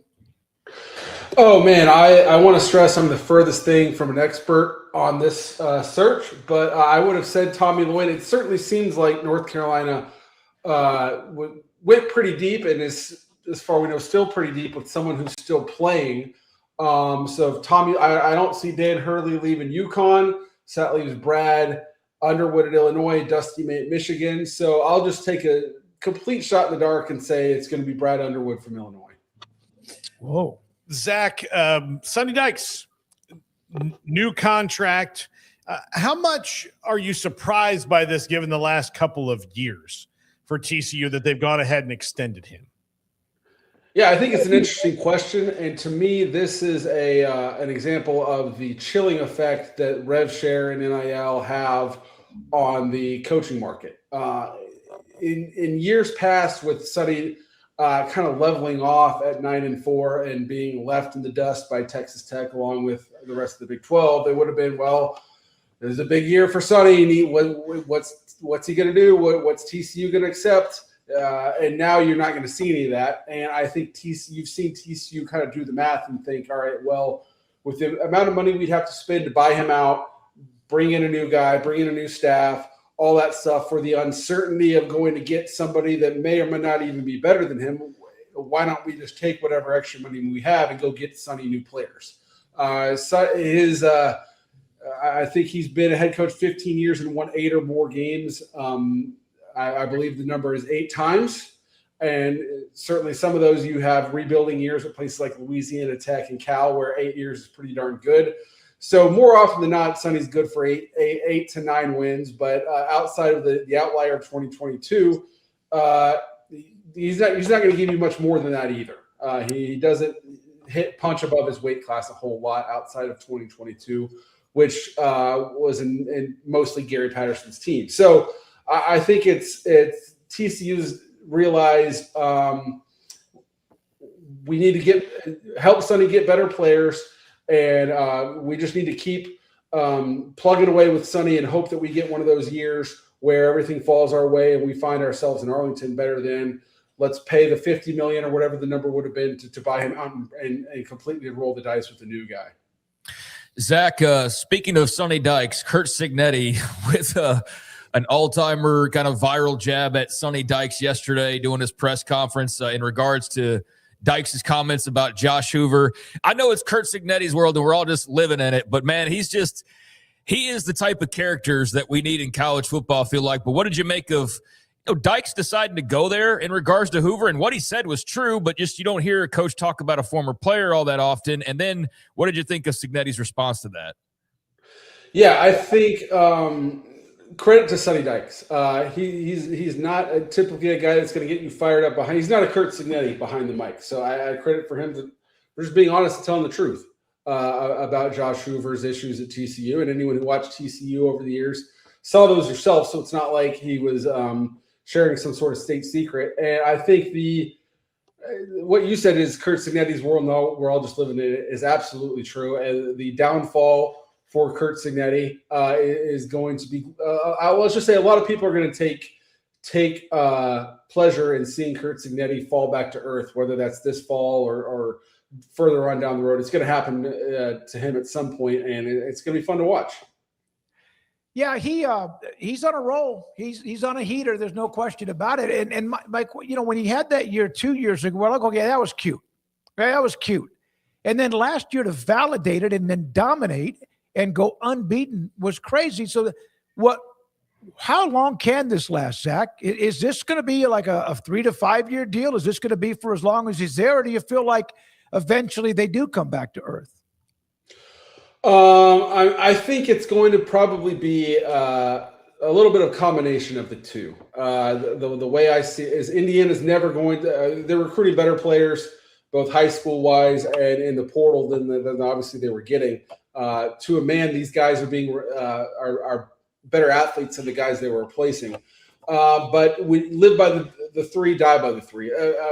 There's going to have some years where they hit on everyone that they go get and they win a national championship. But if this is your formula, there's going to be years where your developmental cycle isn't where it needs to be, or you get injured, you miss on some guys, and you're going to fall back. The good news for them is they don't play anyone in non-conference, and the middle class of the Big Ten is much weaker than it is in the SEC or the Big 12. So I think in their current setup, unless they get some sort of schedule where they have to play Ohio State, Michigan, and Oregon all in 1 year, and they're on the downswing of a roster cycle, then you'll probably see them dip to 6-7 wins. But I mean, Curt Cignetti's the best coach in college football and better than everyone he goes up against. I think they're in a given year, their baseline is going to be 8-9 wins, with 10 wins being probably right at Waters' level. Okay, I'm going to give you 3 coaches. Which one would shock you the most if they are back after this upcoming season? Luke Fickell, Mike Loxley, Mike Norvell.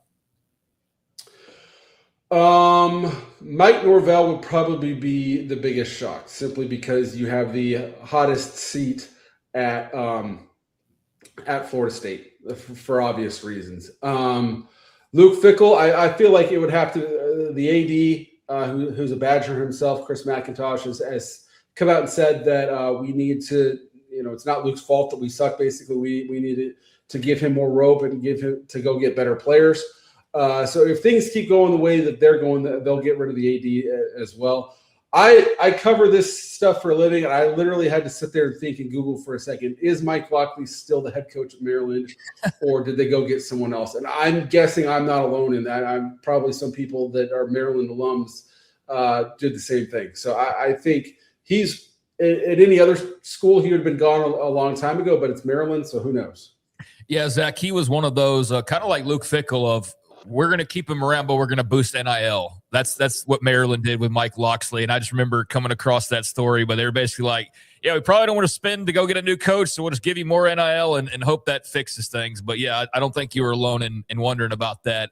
All right, you are a Texan, and you know how the lay of the land is here. So what did you make of the Cody Campbell shots across the bow at Brett Yormark, and Brett Yormark's shot back? And I know Cody Campbell's come out in the last 3 hours or so and kind of clarified some things, said that he and Yormark are good, and they're not trying to like leave the Big 12 or anything, but he's standing pat that ultimately the commissioner answers to the presidents who answer to the board members like him, and just the whole kind of back and forth. What did you think about it? Yeah, I guess I've been a pretty vocal critic of Brett Yormark over the years, but I'm completely on his side here. If I have a bone to pick, if I'm Texas Tech, I'm asking why is that not the big noon game? Because I looked at the Big Ten schedule that week, and none of their heavyweights are playing anyone good. So that would be my question. But I believe Texas Tech and Iowa State were two of the schools that did not play weeknight games this past season. And yeah, Brett Yormark does report to the universities, but the universities signed this contract. There was no clause in there that says once Texas Tech gets good, they're exempted from the same thing everyone else did. I think Cody Campbell looks like a complete fool here, to be honest with you. He's the guy that's leading the charge that says we all need to work together. We all need to take less to make sure everyone's women's gymnastics team can stay solvent, all that stuff. And now Texas Tech is asked to take one for the team and play a Friday night game, and he throws a hissy fit. So I think it's pretty embarrassing for him. I think it's embarrassing for Texas Tech, and I think Brett Yormark's completely in the right. I think it reminded me a little bit of, how some of the Big Ten teams were mad about playing on Friday night, or that Ohio State decided we're not, they basically told NBC, you can have your little thing, but we're going to tell you what time our games are going to be, and all that. It's so silly, and there's no way to look good after saying it, right? I'm telling you when to schedule the games. One, you're not the TV exec. Before all of it, they're going to make that decision, and that's why all this money's there in the first place anyway. Yeah, it's the Don Draper quote. That's what the money's for. Everyone in college sports wants to be paid $1 billion for a year for their games to be on TV, and they want every home game to be a Saturday night at 7:00, and they want every road game to be at 2:30 so they can be home before midnight on Saturday. And it just doesn't work that way. Fox has been open about the fact that that their strategy is noon on 11 a.m. our time on Saturdays and Friday nights, because that's where the real estate is, because the SEC and ABC pretty much own Saturday afternoon, Saturday nights. And so you can't claim that Fox pulled the rug on you if you're Texas Tech in the Big 12 or if you're in the Big 10. They're open about it. You spend their money. That money comes at the cost, and you're going to play on Friday nights when we tell you to. Zach, have you been following these eligibility cases all that close? I was just curious. I've found it kind of interesting to see the different tactics people have taken, and you've got successes like Trinidad Chambliss, but we just saw Chandler Morris get denied. Joey Aguilar got denied, and there's dozens of more cases. But is that something I was curious that you've been keeping up with much at all? Yeah, and I thought the Chandler Morris one was very interesting because it towed the line between heroism and cynicism by his use of mental health, and no one wants to minimize any young man's mental health journey. And I certainly don't want to do that with Chandler Morris, and we can all agree how tough it would have been for him to get injured the way he did in 2022 in their season opening game, and the TCU goes on to the national championship game with Max Duggan. That's difficult, but if we give do-overs for every single athlete that has an extenuating circumstance, no one would ever finish a college career. So I did think it was notable that the NCAA won that one, because, you talk about setting a precedent. How many people have had difficult mental times in college athletics for any number of reasons? So I think it's certainly notable that the NCAA was able to deny or get the courts to deny Chandler Morris' 7th season. Zach, there's a lot of spring football going on. Some will have games, most will not. And your thoughts about, for example, DJ Lagway, Jake Spavital, and Baylor, and how that might work with what they need at Baylor. Obviously, Aranda needs it, but DJ getting a fresh start, so to speak, in his home state. Yeah, I think the entire fortunes of Baylor football rely upon, can we give him time to unleash that cannon of an arm he has? I mean, there's a reason this guy was the recruit that he was. He is certainly gifted in that department. And Jake Spavital, I've seen him speak before, talks about how much he loves to take shots down the field, and he's never had a quarterback with the arm.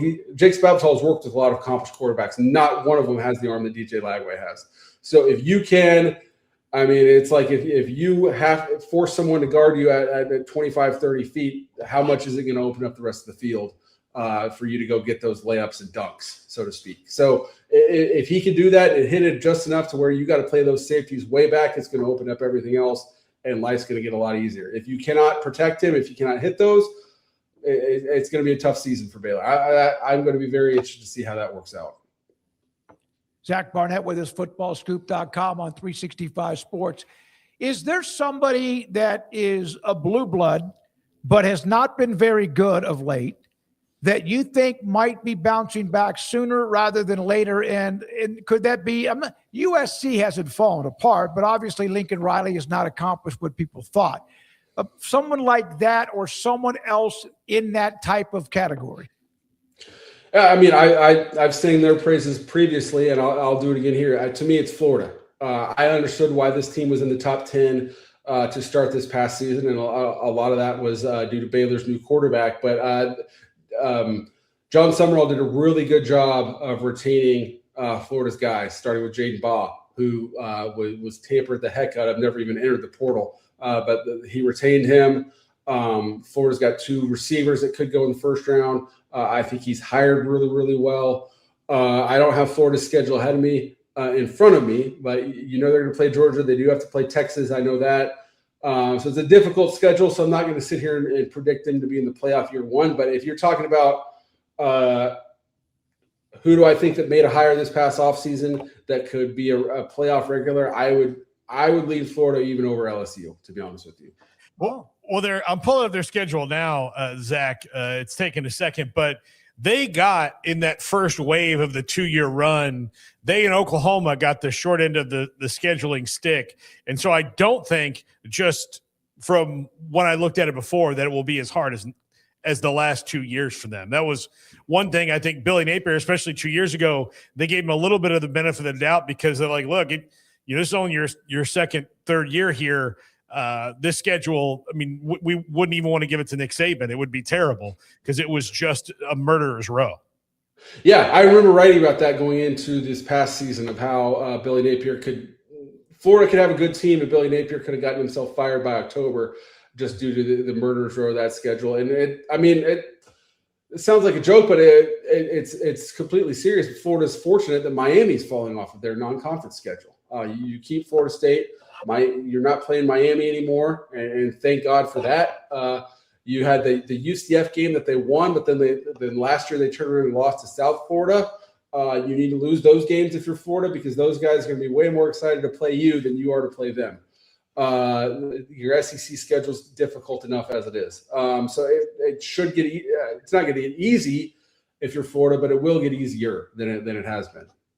Who will have a better record at the end of the year? You mentioned LSU, maybe not quite yet. Will it be Golding at Ole Miss or Lane Kiffin at LSU? I think it's going to be LSU, and I'm wishing. It would not make me sad to see Lane Kiffin fail at LSU, but I don't think he's going to. I mean, they're certainly not paying for him to fail. So I think LSU is going to be pretty darn good, so long as Sam Leavitt stays healthy. And Pete Golding, the history of interims that get the head coaching job is succeeded is not very long, particularly when it's a first-time head coach that's a defensive-minded guy. There's just I like Pete Golding. Heard him speak and couldn't hardly understand a word he said just because he's so dripping in coach speak and Mississippi-ness. But I wasn't able to use anything of what he said because I couldn't transcribe it, but I still enjoyed it. So I'd like to see him succeed, but the odds are stacked against him. Thank you, buddy. Hope you have a great weekend. Enjoy Easter, okay? Sounds good. Thank you. Matt Barnett with us, footballscoop.com. SC Fight On in the chat room. Smokey, you better smile when you speak of SC, good sir. They do you kind of sometimes forget they're there. And I think that Lincoln Riley is building something. It has been quiet. Maybe that's good for them. And then also, there was somebody else that mentioned LSU in the chat, but nothing really with an opinion. When we come back, we're going to discuss Arizona. You want to add anything else to what Zach said, Paul, Craig? No, not really. I mean, I think there's some interesting stories that I want to talk about, like the Cody Campbell thing. I did actually want to do something here, and that was so he mentioned the Texas Tech Houston game and why, like, would that not be Big Noon? And he said he went and looked at the Big Ten games because I guess that would be the only competition outside of the Big 12, right, that you would have for Big Noon. Unless I'm just making sure I'm correct here. Is that right? Yeah.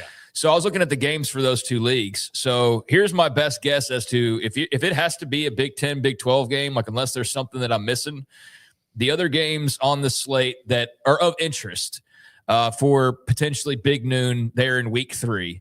And this is Houston, Texas Tech, who will play on a Friday night apparently, but it's still listed as a Saturday. Tulane, K-State, which just seems like they play every year. Mm-hmm. But I don't know that would be Big Noon. No. BYU, Colorado State, Colorado Northwestern, maybe because it's both leagues. Well, it depends if it's at that new stadium. Right. Where is that, you know? It's in Evanston. So, yeah, right. I think that's the new field. Yeah, it is. But, maybe that would be the one then because it's Colorado and you'd have Big 12 and Big 10. So maybe it's Northwestern Colorado. The only other options from the Big 12 side of things, Virginia, West Virginia is also that weekend.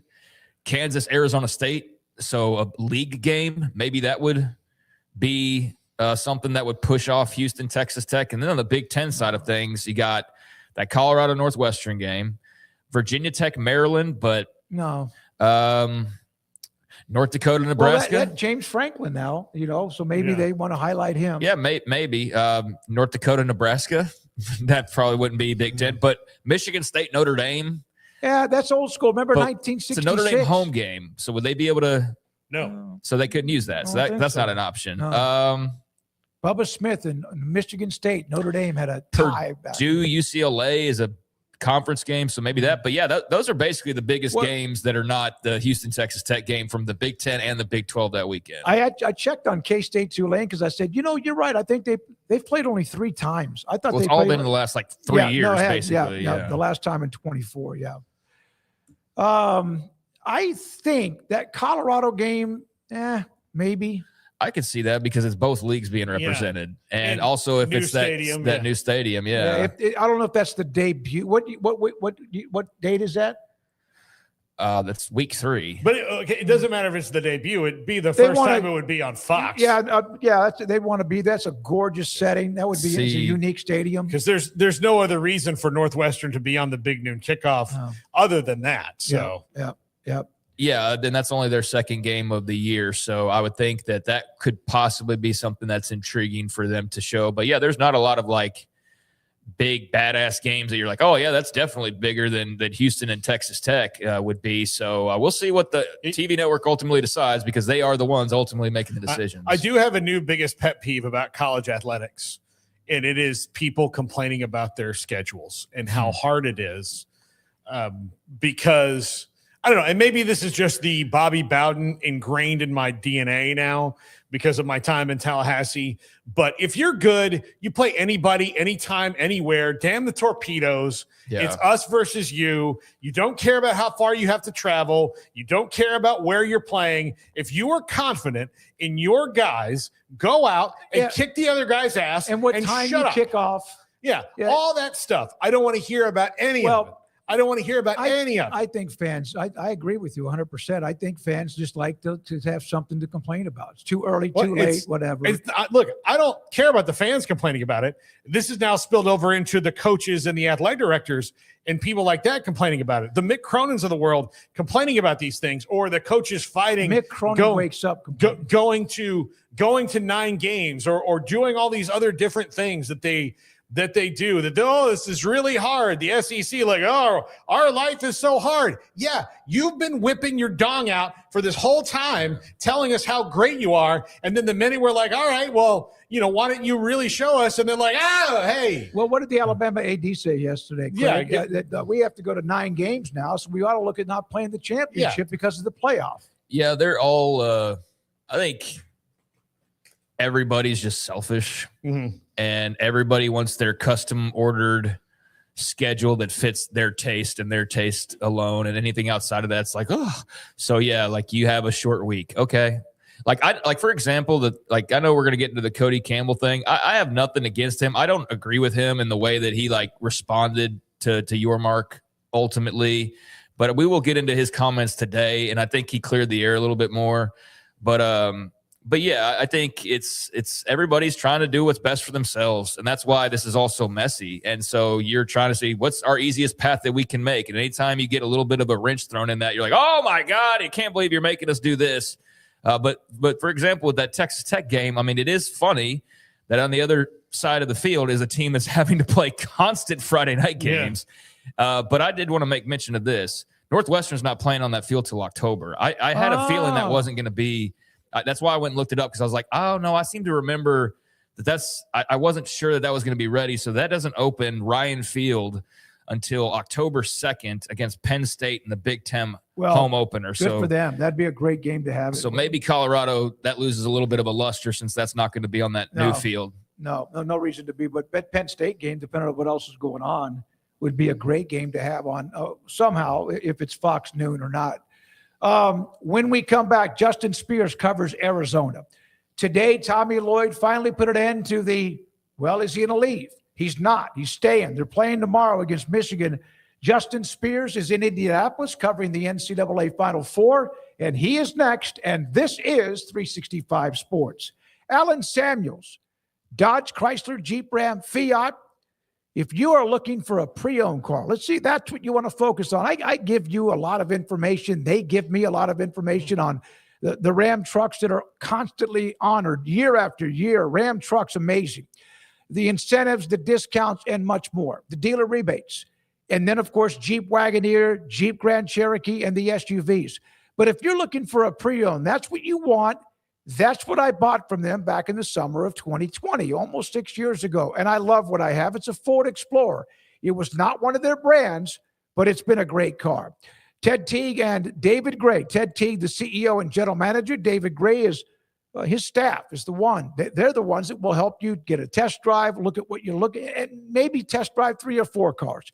Maybe if it's a truck or an SUV or maybe a sedan, if that's what you want, they have those there too, and they're at great prices.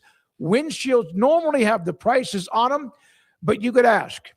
And it's not just what they have with the Ram trucks, the Jeep, and more. Alan Samuels, Dodge, Chrysler, Jeep, Ram, Fiat, Loop 340 east of 84 in Waco.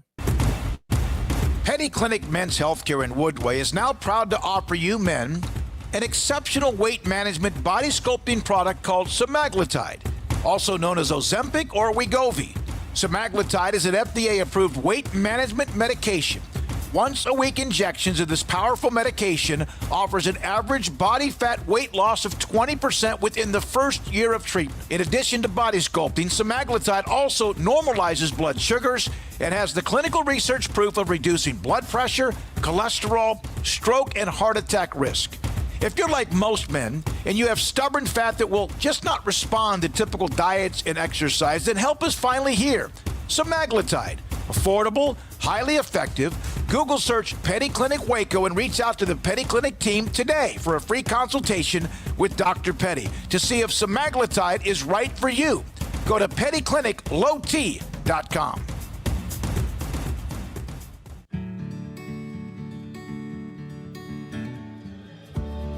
Whatever it is you wrangle, whatever seeds you sow. No matter what you nurture or what you choose to grow, at Texas Farm Bureau Insurance, we're proud to protect all Texans. When you play hard, sometimes you fall hard. Sports injuries require special treatment. At Southwest Sports Medicine and Orthopedics, our team of expert doctors provides athletes and active adults with comprehensive sports medicine care, diagnostics. Whether you're in high school, college, or beyond, we'll help you get back on the field. Call on the team physicians for Baylor Athletics. Call Southwest Sports Medicine and Orthopedics.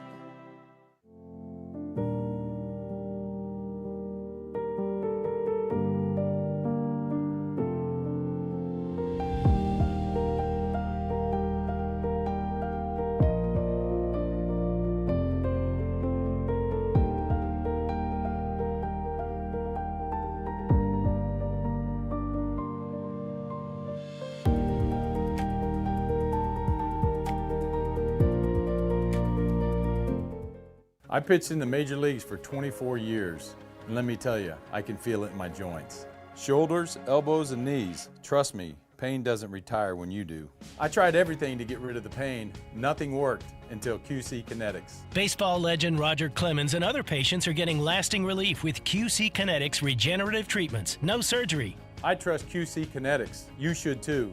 Let's commit to getting rid of all the pain. Schedule your free consultation today. QC Kinetics. Better starts here. From the TFNB Your Bank for Life studio, this is 365 Sports. Presented by IdealMRI.com. Premium quality MRIs, convenient, affordable. That's ideal. And by Texas Farm Bureau Insurance. We are Texas Farm Bureau Insurance, your insurance provider built by Texans for Texans. And we've been protecting families in our great state since 1952. TFNB, your bank for life, serving Central Texans since 1889. Now it's time for 365 Sports. Another 4 o'clock hour rolling through it. Tomorrow at 5:09 Central Time, Illinois, UConn. Final four, and then followed by Michigan and Arizona, a pair of number one seeds. Justin Spears, Arizona.com, joins us, Tucson.com, joins us on 365 Sports, and he's in Indianapolis as well. Justin, thank you very much for your time. I know there's a lot going on. How much was there a collective when Tommy Lloyd made that announcement earlier today?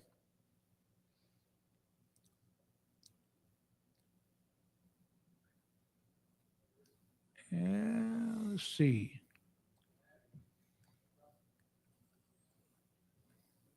Justin Spears with us on Arizona men's basketball. We'll get to him in just a second. He appears frozen. Yeah. Yes, he's frozen. He does seem to be frozen. The Illinois game with UConn, as Brad Underwood, when we had audio earlier today, a rematch from a game when UConn won, I think, by 13 much earlier in the year. And then the Michigan-Arizona game. This is a collision course that's been going on since for a long time.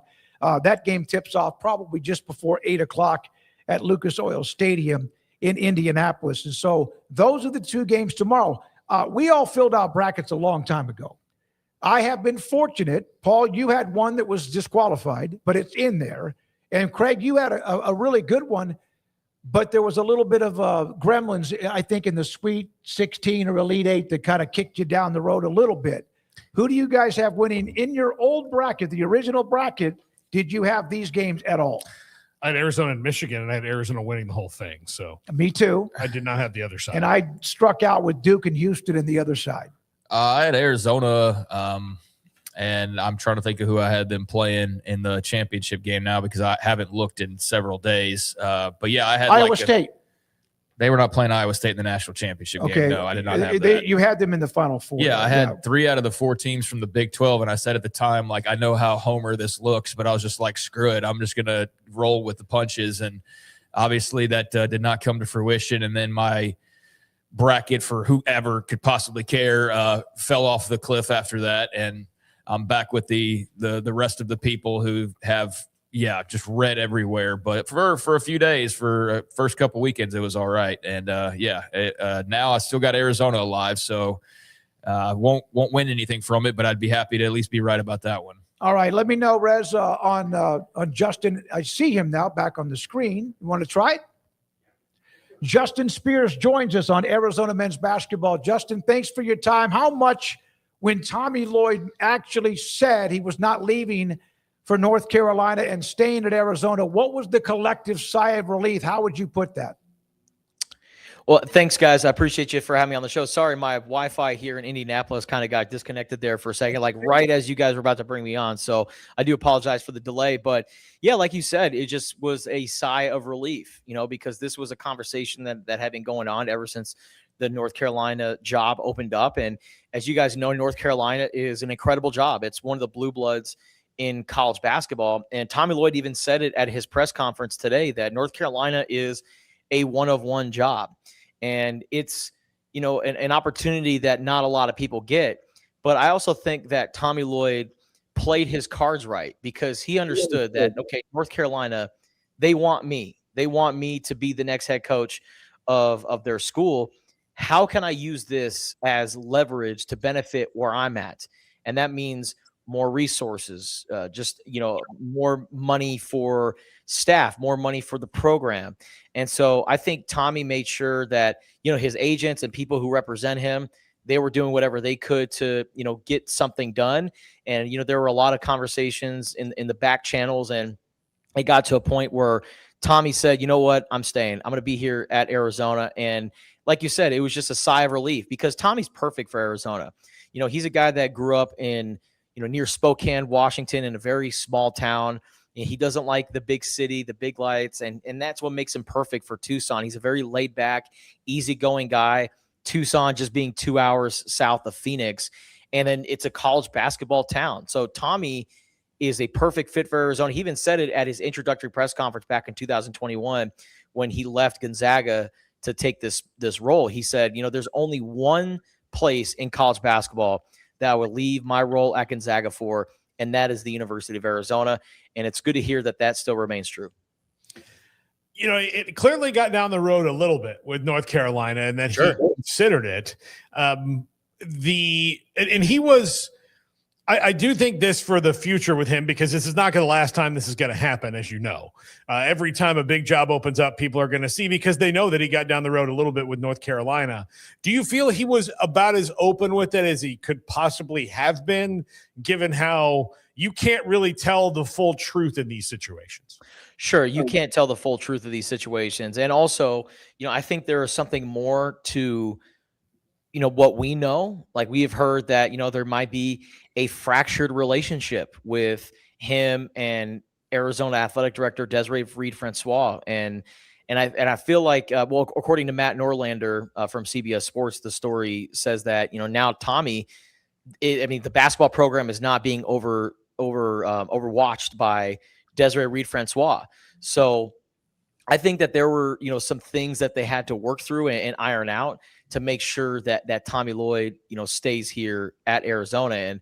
And I'm honestly just glad that, both of them are staying here. I know some people, on the Twitter streets and down in Tucson and in Arizona, they were saying if it was one or the other, then, Desiree Reed-Francois has to go.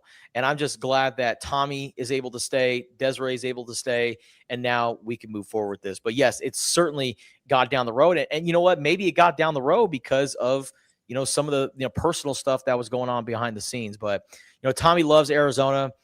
Arizona is a destination job. It may not be as sexy as, say, a North Carolina or a Duke or like these quote unquote blue bloods, right? Or even, a program like Kansas. But, there's a big reason why nobody leaves Arizona for another job, right? Like Lute Olson, he spent a lot of time here and ended up retiring. Sean Miller got fired.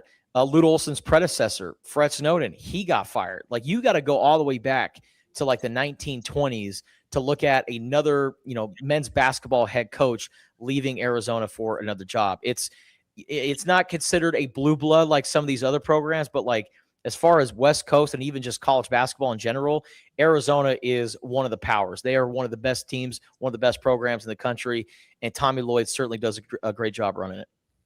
Justin, what does it mean? I'm a big like vibes and just kind of surveying the feeling and whatnot. What does it mean for Arizona to be in this place a quarter of a century later? I mean, I don't know where you were, if you were even born yet when they were last in this position to play and maybe win a national championship. But what's it like for the fan base to just, especially now with the Lloyd distraction gone, they can really enjoy this?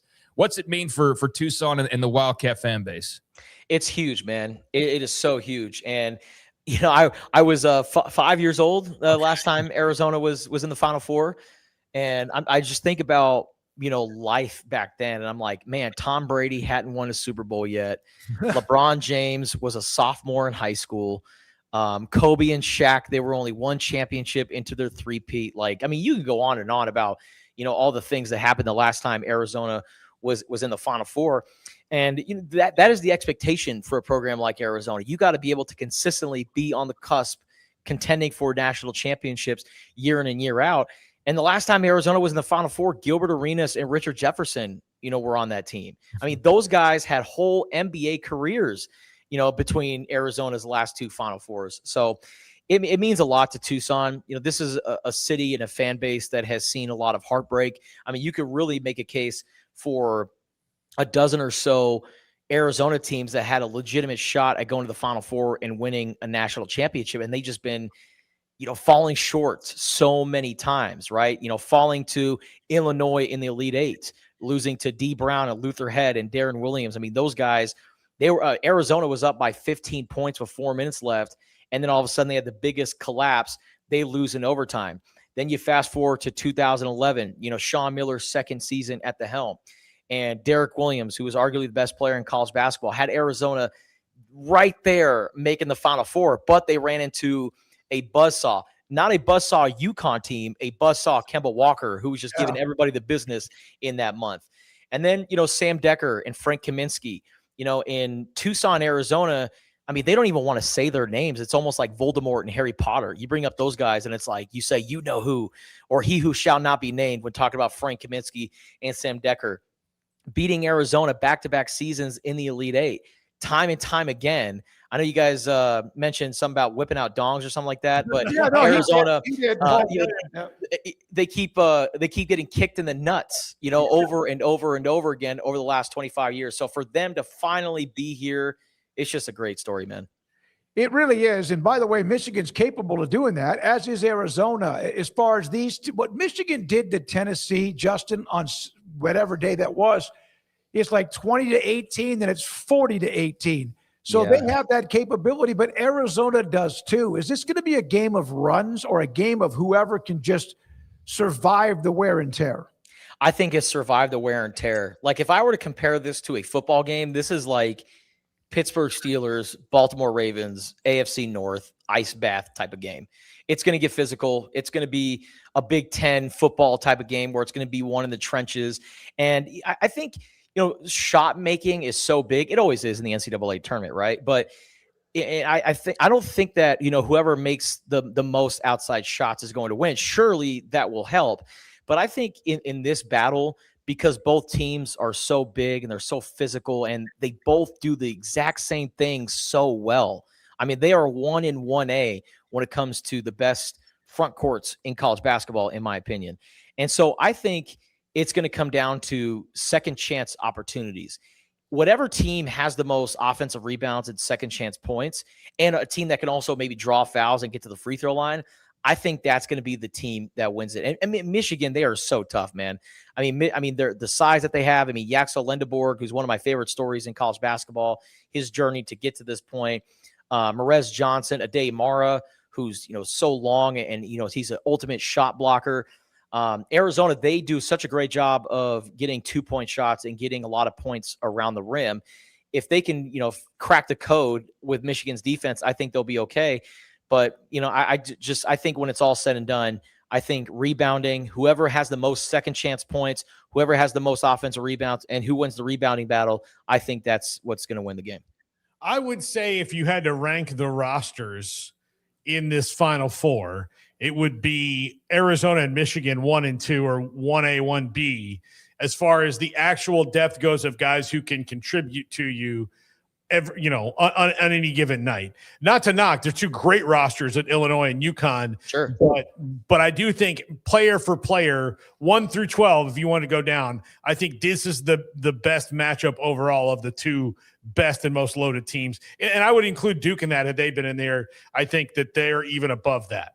It kind of feels like a premier boxing fight or like a UFC fight where this is the main card, right? This is the premier fight that everybody wants to see. This is the second game of that night.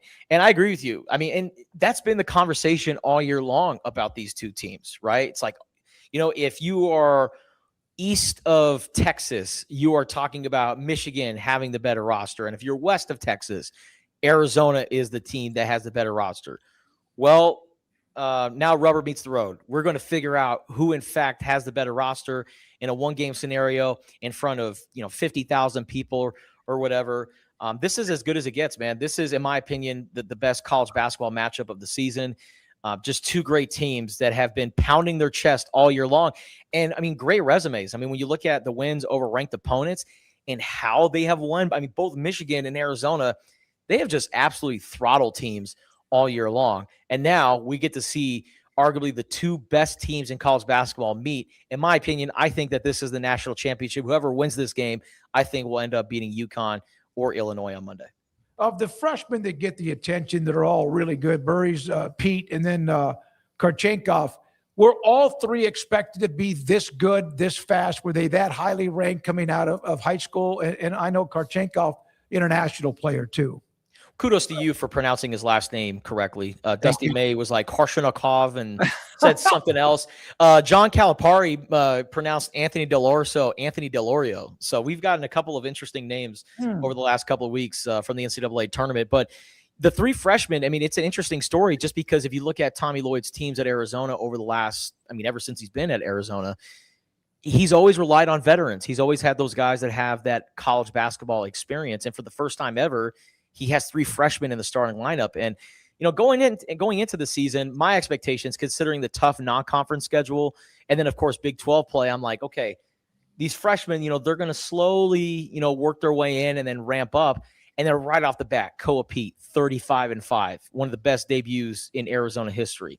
And then Braden Burries, he was a slow, development in the early goings of the season. It was kind of rocky, but then something flipped in Braden Burries at some point during non-conference play, and he ended up becoming one of the top scorers in college basketball. And, he is an underrated defender and a multi-level scorer, and he's going to be a great NBA player, and there's a reason why a lot of people look at him as maybe a potential top 10 pick. And then Karchenkov is an interesting one because, when we first talked to him at the beginning of the season, we asked him, hey, what do you bring to this Arizona team? And he said, experience. Like, you don't really see or hear that from an 18-year-old, right? A guy that's, coming in as a true freshman. But he is originally from Russia. His family moved to Germany, and he played with Bayern Munich and being a part of that system and that culture. So he played against some high-level professional talent playing over there in Germany. So when you have a guy like Karchenkov, who's so mature, has developed, at an early age into this great player. And, he is, a guy, in my opinion, that doesn't get a lot of, credit or enough credit because, he creates steals. He gets his hands in the lanes. He brings his energy and this juice to this Arizona team. He's a very special player, almost kind of like a glue guy in some ways. And then, Koa Pete, man, I mean, a 4-time state champion in Arizona, one of the best high school basketball players to come out of the state of Arizona, is now, one of many great Arizonans to play at the University of Arizona. He won 4 gold medals playing for Team USA with FIBA, 4-time state champion. I mean, if you look at his record, guys, we're talking about 143-16 over the last 4+5 years. That's his record. And that doesn't include FIBA and Team USA. So, I mean, he's a very special player. He's a good rebounder, great athlete, great defender. Of course, you can tweak his game a little bit, as he gets ready to prepare for the NBA. But those three freshmen in particular, they have been awesome this year for Arizona. And when you couple that with the Big 12 Player of the Year in Jaden Bradley, and you have these savvy veterans like Tobe Awaka, who's one of the best rebounders in program history, probably the toughest guy in college basketball, and Anthony Delorso, him being a veteran coming off the bench, knocking down shots. This is a really good mix of players that Tommy Lloyd has assembled. Justin, on Saturday evening when they play, which place in Tucson, Arizona would be the best sports bar to watch the game and everybody's locked in? Well, there's a 15,000 seat sports bar. It's called McHale Center. That's there you go. There you go. They're doing a watch party there, and it's actually sold out for Saturday. So they're going to have a watch party in McHale. But as far as like actual like sports bars near the university area, I was down on University last week when they punched their ticket to the Final Four. I just wanted to see the festivities and see how people reacted. And on University Boulevard, there's this place called Gentle Ben's. That's a really good spot. It's a double decker. They got upstairs, downstairs. I mean, it's going to be packed out. There's a place called No Anchovies, which is a really good pizza place. That's where I was at for the Elite Eight game against Purdue. Froggen Firkin, and then if you walk down University, there's a big street called 4th Avenue that's got all sorts of great bars. And it was pretty crazy when Arizona, or I wouldn't say crazy, on a scale of 1 to Philadelphia, it was like a 4 or 5. But if Arizona wins a national championship, I mean, Tucson's going to go nuts. I remember, or hearing about in 1997, them flipping cars and going nuts. And, I don't know if they're going to be flipping cars or lighting things on fire, but Tucson will certainly go nuts if the Arizona Wildcats are cutting down the nets on Monday. Hey, man, enjoy it. Indianapolis is a great city. I love being there when I was able to cover it. Good luck to this weekend. Enjoy it. Thanks for your time. I appreciate you guys. Thank you. Justin Spears, by the way, is an Arizona grad. Gentle Ben's, good-looking bar. It's a brew pub in Tucson, Arizona. I think he's a guy who could definitely join us more moving forward. Appreciate his time. Fantastic. Did a good job. I will the say scale. that 1 to Philadelphia is a great scale. Yeah. I have never felt as old as he made me feel, though. I've never. He was know 5. why? No, not even because he's 5. Because ask him about that. Because I generally the X's and O's and the matchups and everything. Like I am interested in all that too. But I do like to get what's the pulse amongst the fan base. So I always ask that type of a question. But he sat there and he said, LeBron James was like a sophomore in high school or whatever he was, and Tom Brady had never even played. And you know what I did? I go, did Arizona make a final 10 years ago or something? Those guys weren't. And then I realized shit, they were that long ago. I just thought no, LeBron's not that old. He wasn't a sophomore in high school and Arizona made it 25 years ago. It's crap, he was. He was a sophomore in high school back then. Brady hadn't become Brady. Oh my God. That was my timelines just went weird. And that's the oldest I think I've ever felt now. You guys are getting in your 40s. It's gonna keep happening more and more. It's not going to go backwards. Hey, on Northwestern Penn State, Bob Swanger and your pet Cadigan, Northwestern Penn State, that game's a Friday night game, by the way. Okay, so then, that wouldn't be an interruption either. And I did look at the Big 12 schedule, and we can roll this into maybe Cody Campbell or something, or Sonny Dykes' contract extension or whatever else y'all want to get into. But there's not a lot of good options. I mean, for that weekend, week 2, and so I think from a Big 12 perspective, or is that week 3? Actually, that's got to be week 3, right? Yeah. So that's week 3. There's West Virginia, Virginia, Kansas, Arizona State. I mentioned those earlier. Tulane, K-State. I mean, those are your options to play around with. So you can see where, that was the biggest game. But we'll see what Big Noon is that weekend. That'll be very telling on kind of how the TV networks decided. But, that can lead into the rest of our conversation here. All right, we're going to break here and come back with the Cody Campbell points of clarification on high school football, Friday night, Tech in Houston and Big 12, and Brett Yormark and more. We'll go through that. President Trump has signed an executive order, but again, is it legally going to hold up? That and more. We'll do that next, and we appreciate your time. This is 365 Sports. It's time to compete against yourself, finding too many excuses not to work out combined with bad eating habits, and Waco Regional Tennis and Fitness can help reach inside your competitive soul. Discipline, getting results you've only dreamed about, personal training, group exercise classes, and even a tanning bed, world-class tennis facility, and pickleball courts and lessons available. Waco Regional Tennis and Fitness, spacious, clean workout rooms, free weights, state-of-the-art technology, weight training equipment, and no intimidation. It's time for you to react today, not tomorrow, at Waco Regional Tennis and Fitness on Lakeshore Drive in Waco.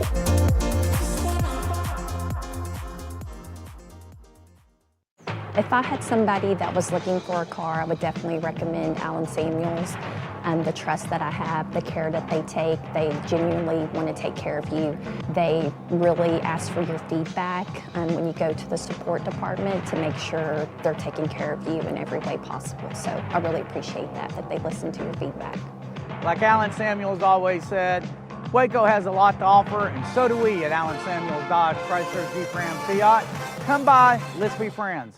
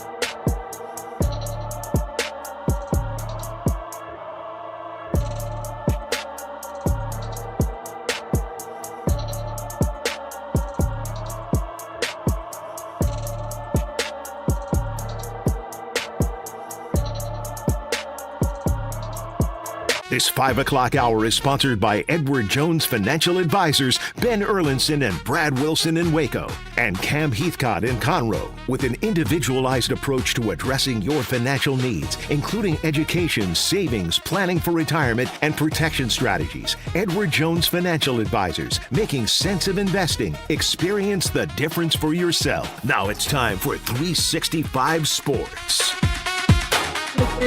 We're going to get into the Cody Campbell clarification, but I want to thank Wet Blanket. He reached out to us on Twitter and clarified the Mestamaker recruitment when he was at North Texas, put up massive numbers for Eric Morris. We were discussing about what would Kirk Cignetti have done had Mestamaker not gone to Oklahoma State. How was that timeline? Craig, you saw the tweet. Yeah. And thanks to Wet Blanket for sending that to us. Yeah, and I did tell Wet Blanket thank you, and I'll say it again. Thanks for passing that along. Yeah, and I kind of just misconstrued what you're saying initially about Mestamaker and obviously Sorsby was somebody they were hot after. But, yeah, had Mestamaker not had the connection to Eric Morris now going to Oklahoma State, what would that have looked like, which is what you were asking. And I don't know, but Wet Blanket did pass along an article that said Mestamaker was heavily linked to Indiana as a potential spot when he entered the portal in 2025.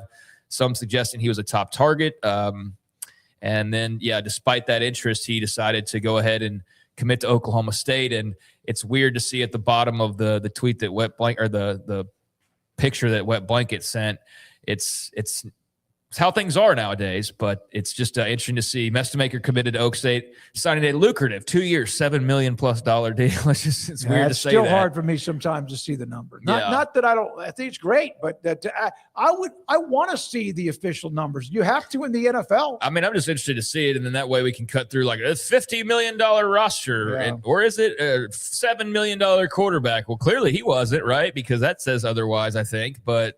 Nevertheless, yeah, Indiana was interested. I think Drew Mestamaker, if he goes to Stillwater and excels the way that I think he will, and I think they're going to be just so much more fun to watch and so much more interesting to cover this year. Last year was just a slog. Mike Gundy, great coach, but didn't do a whole lot to really make them interesting as far as his media savvy or prowess goes, because we know he just didn't want to deal with it because he'd had a couple of very high-profile media run-ins where – it didn't make him look so good, and so you can see where he'd be a little bit gun-shy. But I think it's almost kind of a disservice of closing yourself off the way that he did. But I get why. the whole OAN t-shirt thing and just all that stuff. So now you've got a guy who's much more open, is now having to like promote the brand again. And I think that's good and fresh and healthy. And I think they've got some really exciting young players. So, yeah, I would not be surprised if Kurt Cignetti went after Mestemaker, as this indicates. I would love to ask him at some point of, like, gun to your head, Hoover or Mestemaker, who would you take? And I think, like, Hoover at Indiana trying to run it back, but with different guys is a really interesting story. But so is Oak State. And if Drew Mestemaker keeps doing what he's been doing, man, like, we already know the backstory. We read all the articles that were written last year, but damn, man, he turns out to be this good. And everybody had overlooked him, like, to where he is better than Josh Hoover and he's better than all these guys. And that's great news for Oklahoma State. And that's going to be just even more of an incredible story than it already was. So Cody Campbell and Brett Yormark had the flare up with Yormark saying that, by the way, Texas Tech does not run the Big 12 or Cody Campbell. Cody Campbell was talking about, I'm sorry, but did you not learn that or realize that the Big 12 runs through Lubbock and Everything the runs through tortillas and Lubbock. all that? Yeah. So today we have the tweet. Let's go over this. Craig, you lead the way. We'll all give our opinions. These are the 4 points that Cody Campbell put up. And leave that up at Res for a little bit, and thank you very much for putting it up. All right. Yeah, so here's what Cody Campbell said earlier today. It was right before, it was around lunchtime when he came out with a new tweet. And he said, points of clarification for the 9/19 Friday night Tech football and Cougar football game. He said, one, this is Cody Campbell. I will reiterate that Friday nights are sacred in Texas, and high school football is an integral part of our proud culture. It's different here than it is in other states. So, take that for what you want. I mean, us Texans, we certainly feel that way, right? Other states, I think they are proud of their high school football, but it is different here. It is absolutely different. Now, that doesn't mean, though, that we get carte blanche for high school football and Iowa doesn't. So he's sticking to that, though. Number two, Texas Tech's alumni base is largely centered in the DFW area, which is 300-plus miles from Lubbock. A Friday game puts enormous strain on their ability to attend the game. Number three, Tech plays a late road game in Corvallis, Oregon prior Saturday. We'll arrive back in Lubbock about 4 a.m. Sunday. While we are technically inside the window that allows this game to be played, it's only by a few hours and will put significant strain on our team, staff, even the equipment managers. So anything to say about those last 2 points before I get into the Yormark? Just going back to what I said 15 minutes ago, stop complaining about this. Like, no one cares. Yeah. No one, it doesn't look, complaining about your schedule is, I don't get it. I absolutely don't get it. It is not, sports are supposed to be me versus you and let's go see who's better. Not like, oh, I have to play a lot of tough guys. Yeah. If you want to win titles, you have to play tough teams. Yeah. So sack up. I mean, I'm with you, just not even on this specifically, but in general, of like going back to the Bobby Bowden of like anybody, anytime, any place. Like, I love that mindset and the coaches who go about that. Now, he's making valid points, but I think every fan base in America can go, well, our fan base isn't right in our town. Our fan base is out in the middle of nowhere. So many ways, like these are just the points that he's making and trying to follow up. And here's the big one in regards to Brett Yormark. Number four, Brett Yormark and I are friends and have a good relationship. We work well together on many fronts, and Texas Tech is very committed to the Big 12. Brett and I have had our disagreements, but I like the guy and respect his hustle. However, I do stand by a quote I made. The commissioners work for the presidents, and the presidents work for the boards. The commissioners have not been vested in unilateral authority to do whatever they want. This is an issue throughout college athletics. So that was his tweet, and he is a board member, right? So he's indirectly saying that, I don't know that he's trying to say this, but I guess he's indirectly saying that Brett Yormark works for him in so many ways, because he's a board member and the presidents work for the boards and he works for the presidents. So therefore, he needs to listen to what Cody Campbell has to say to some degree. But I think he's trying to clear the air a little bit, but also not fully backing off of like, yeah, I don't think Brett Yormark's listening to everybody the way that he should be listening to everybody. Well, and that's good that not everybody agrees with him, or that sometimes there's pushback. This was unnecessary overall. I thought Yormark probably didn't need to say anything either. And then Cody, when he mentioned about the tortillas and all that, it's not bad because the conference got some attention. It looks a little bit silly. Yormark and Campbell seems like there's one major issue, and it's the SAVE Act and the SCORE Act, right? And that's SAFE Act. That's where they disagree. Your Mark's barked about it. Sankey's barked about it. Petitti's barked about it, and so has Phillips. That is where that's kind of where there's a little bit of friction. I'll go back even further than that. I've actually got a video that I don't know if it's out yet, but I'm trying to do a few more just one side videos. And if you think about it, and I outlined this, go back to last year and the tortilla ban and how all that went down. And remember, you had Kirby Hocutt like, damn you, we'll have a tortilla sponsored by United Supermarkets. Yeah. And then what happened was the Kansas game, and then it got ugly. And then they had no choice because the Big 12 is like, we will fine you $100,000 if you don't stop this, as we've already warned per you. tortilla. Yeah, and so then finally they were like, guys, we got to stop doing the tortilla thing. But that rubbed people the wrong way. And I think that, and then you also add in that Tech's got this swagger about them, so they feel like their voice is meant to mean a bit more. And Cody Campbell, as he points out, feels like to his own words, they should be a bit more protected, right? Is what he said as far as that quick turnaround. He feels like they weren't protecting Tech. But yes, I do think that if you throw in the tortilla thing, and that's just like a cultural clash where Tech fans all feel like it's the greatest thing ever. Every other fan base hated it and didn't like it. And you got outvoted, and the vote was 15-1. And the one dissenter was Kirby Hocutt for Texas Tech. So that got the ball kind of rolling, I think, just as far as maybe a clash on certain ideas. But then, yes, the SCORE Act and the SAFE Act, you got Cody Campbell pushing one thing, which, as I outlined yesterday, is very much the more athlete-friendly version of rules and a setup, whereas the Brett Yormark and all of the other commissioners is the very pro-NCAA, like this is as close to the way it's always been without officially being the way that it's always been. And Yormark's been outspoken that, yeah, he's on that side with all of the other commissioners. So they have different ideals on how college sports should be ran and what it should look like. And I think there's just fundamental disagreements where that's really where you add that into the mix, and now you add in, oh, we're getting screwed on our schedule, and you can feel like, you can see where Cody Campbell's like, they're picking on us. Like, you don't like my SAFE Act, you don't like the tortilla throws, you're screwing us on our schedule, and you can at least kind of see where he's coming from. But I know every other fan base, as they've loudly proclaimed over the last 24 hours, is like, dude, shut up. Like, I've seen some people kind of go, like, I see where he's coming from, but I think most of the Big 12 fans are like, dude, we all got to do it too. Like, this is what we all agreed to. Yeah. No, I don't think, and I admire Cody Campbell a lot for what he's trying to do.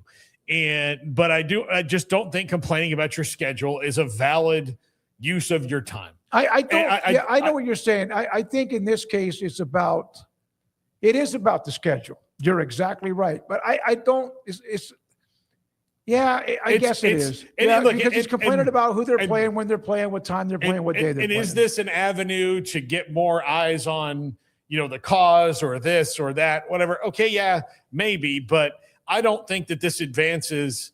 I don't think this does anything good for Cody Campbell as he's trying to advance his initiatives for saving college sports. I think this kind of clouds that a little bit because, yes, he is Texas Tech first. He's admitted that.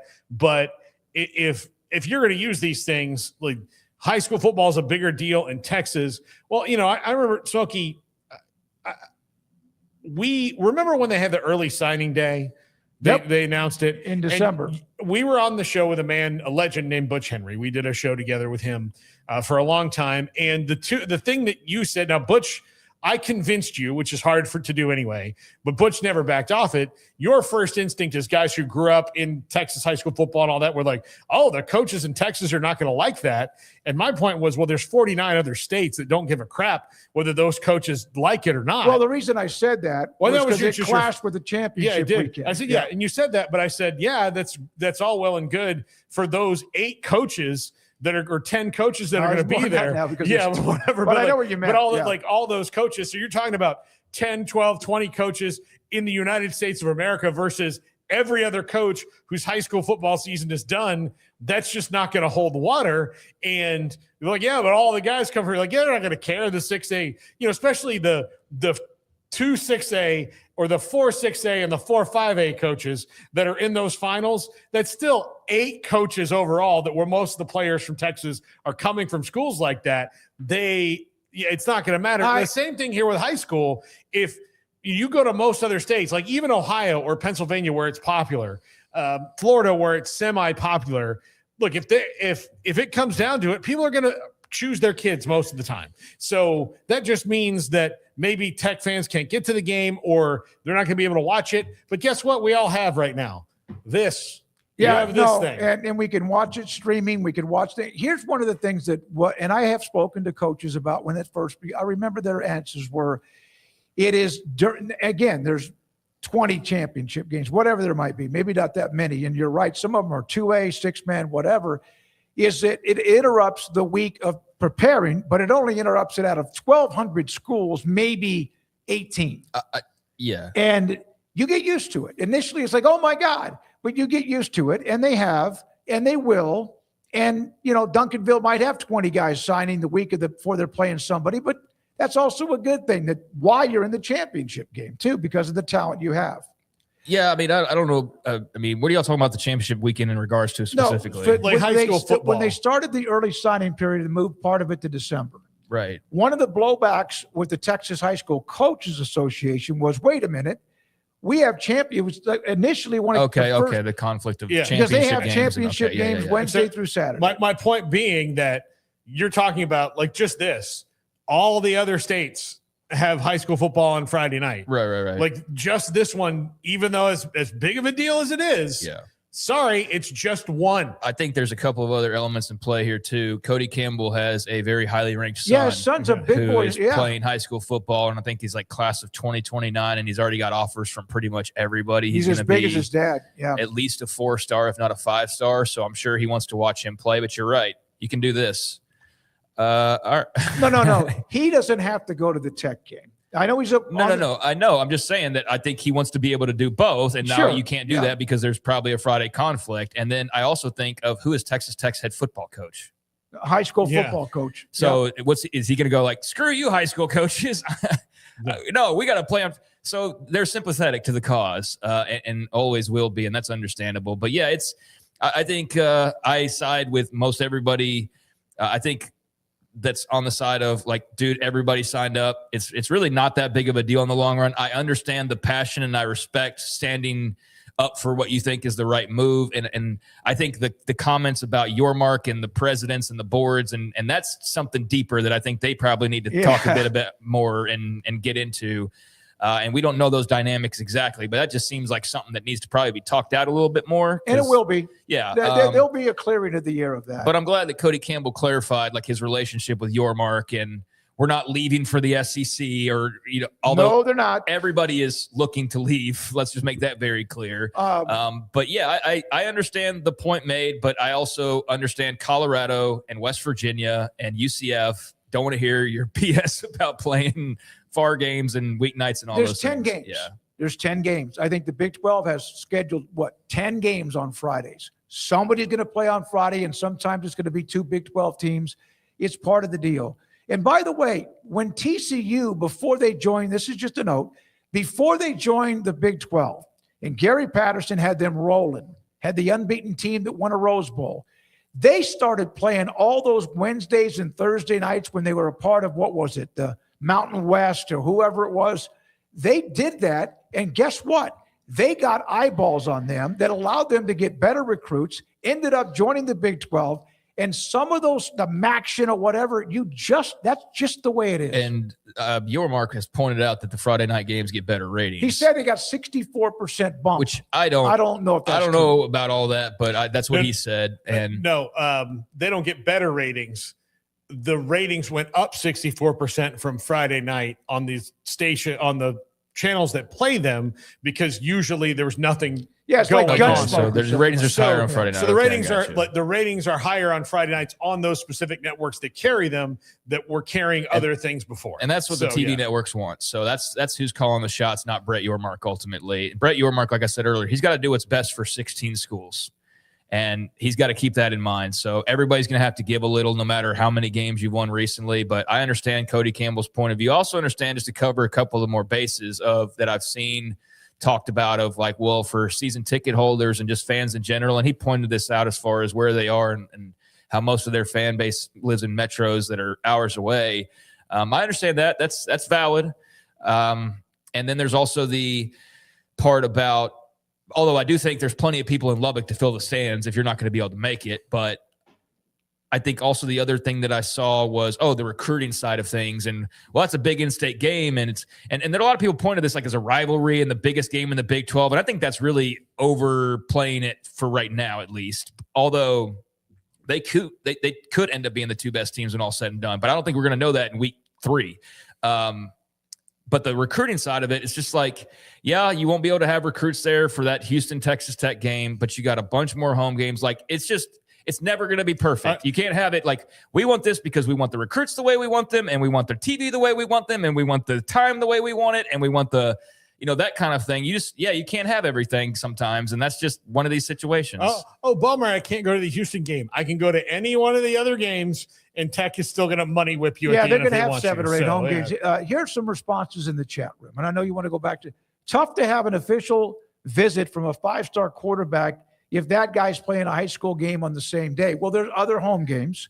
I understand, but that's only one Friday night game. That's not as if they're playing every game. All the other ones are on Saturday. And that's what everybody else is saying. Is like, yeah, dude, it's one game. It's not that big of a deal. And on the recruiting thing, and I'm glad I brought that up now, because immediately the first thing you read was about recruiting. If there's a 5-star quarterback, it's not like it's one weekend, and if he doesn't visit that weekend, he can never come back. Like, they will find a way to get him there, and he will have a weekend, maybe with a game, maybe not with a game, but where they will roll the red carpet out like they've done for everybody else with that facility, and he will be just fine as far as knowing what Texas Tech has to offer. And Kavion Bryant from Palestine Westwood High School, a 5-star quarterback who's committed to Tech, has been there, and he will be there, and he will also get a home game or 3 before it's all said and done. Yeah, he's going to be in a bunch of games. Here's Paxton. I am so tired of hearing Cody Campbell's name.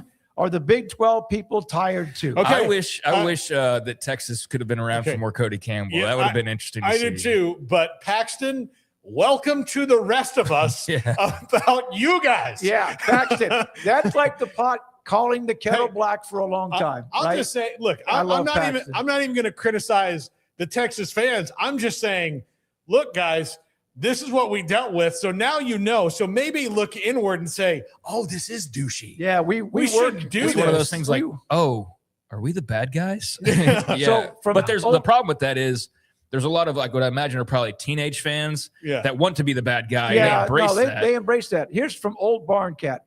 Cody Campbell, right after Paxton posted that about him here. I mean, look, I think I said at the very beginning of all this NIL change, what did I say? I said I didn't want to know about all these guys behind the scenes. And the big figure at that point was John Ruiz, Life Wallet Miami guy, and he faded for various reasons.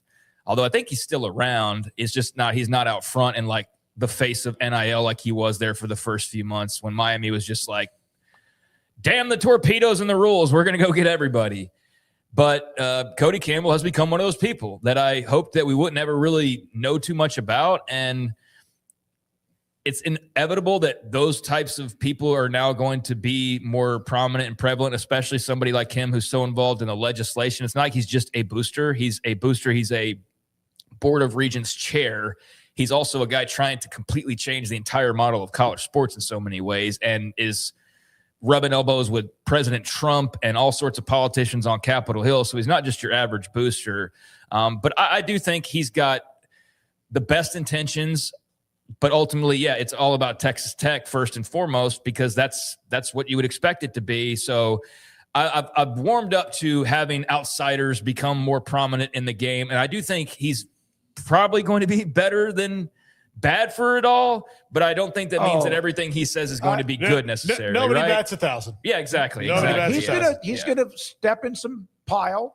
He's also, I do think, and we met him, and I've talked to him. I do think for the most part, Texas Tech's the main thing, and it should be for him. Should be. Yeah. I do think he does like he's trying to, if anything, just get attention to the needs that college football has. He's grown a lot of enemies, not from things like this, because I don't feel any differently. I don't agree with him. But there are a lot of people that are very rattled by his presence, the blue blood schools, because he's a threat to the whole institution and the way they've always had it. He's a stick in the mud for them.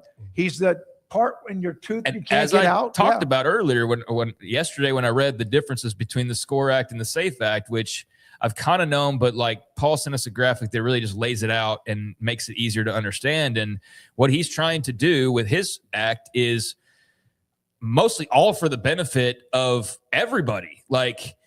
But on the flip side, with the SCORE Act, is this a SCORE? Yeah, his is Saving College Sports. Saving College Sports, the SAFE Act. Yeah. But the SCORE Act, that is all of the ADs, including Brett Yormark. That is all of the same old people that have been running it a certain way, trying to get their way, which is basically the way it's always been. And it still screws over the athlete at like every turn that it possibly can to give away the least amount that it possibly can. There's like very little concessions in it. And so there is that big fundamental difference and why he is such a threat to people like Brett Yormark potentially, or to just the system as a whole. So he's somebody we're going to be talking about for a while, I feel like, in the coming years, not on a regular basis per se, but I think just because of what he's involved in and the fact that he's also outspoken. So a situation like this that otherwise we wouldn't be talking about him. Yeah, it's going to be interesting to see what the coming years hold. Well, before we go to the top five, I do want it because I think it dovetails pretty perfectly into today. With Trump. President Trump signed his executive order on college sports, and it establishes these 5 things. It's effective on August 1st of this year. Improper financial activities means the following actions taken by a federally funded higher education institution, including its blah, blah, blah, legal boilerplate. It sets out basically you can't take money from women's or Olympic sports to fund men's sports, that's a pretty decent tenet. That was one of the things I said from the beginning. Yeah. Yep. 5 for 5 years is eligibility, 1 free transfer for undergrads, and regulating pass the law. Yeah. Regulating and regulating NIL collectives is basically the crux of this executive order. Now, here's the problem with it.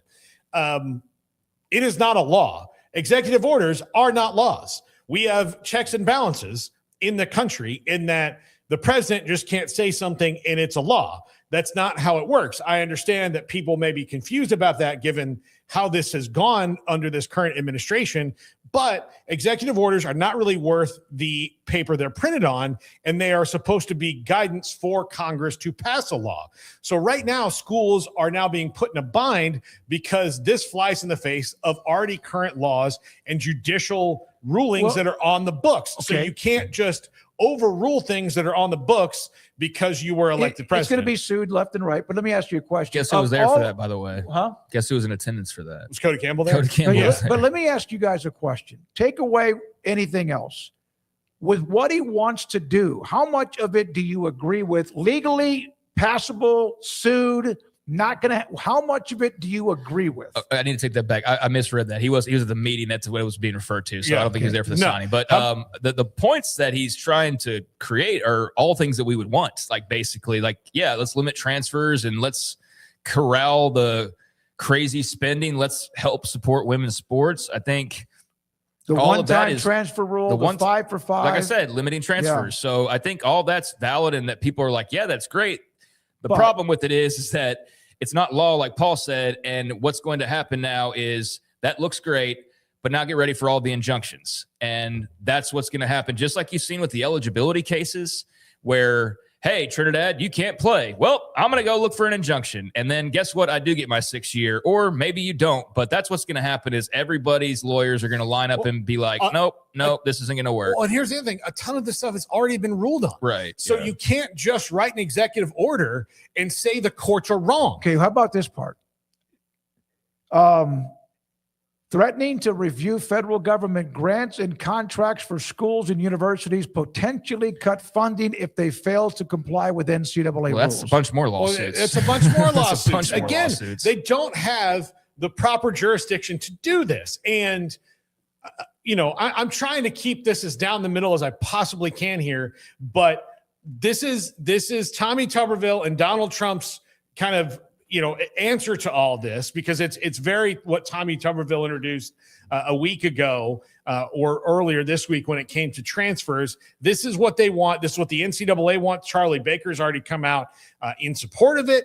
But again, Charlie Baker, and he even mentions that this is the guideline to get Congress to enact targeted legislation, but it still has all the non-starter points that the SCORE Act has in it that is not going to pass. So trying to do this and supersede what has already been legally ruled on is just not going to go. So this is something that he's doing to throw out there.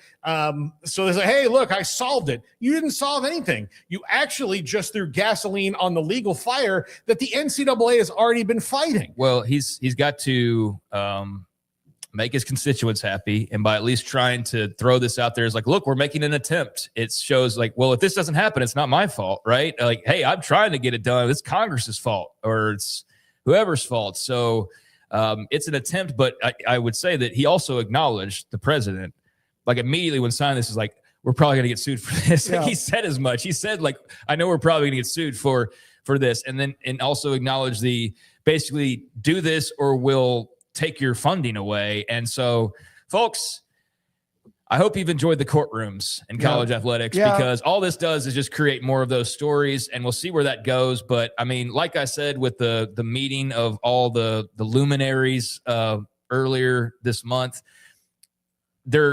I know a lot of it's for show, but at least there's a discussion. At least there's something, the ball's rolling, and I don't think that hurts. Like, it may not result in anything immediately, but at least there's conversation.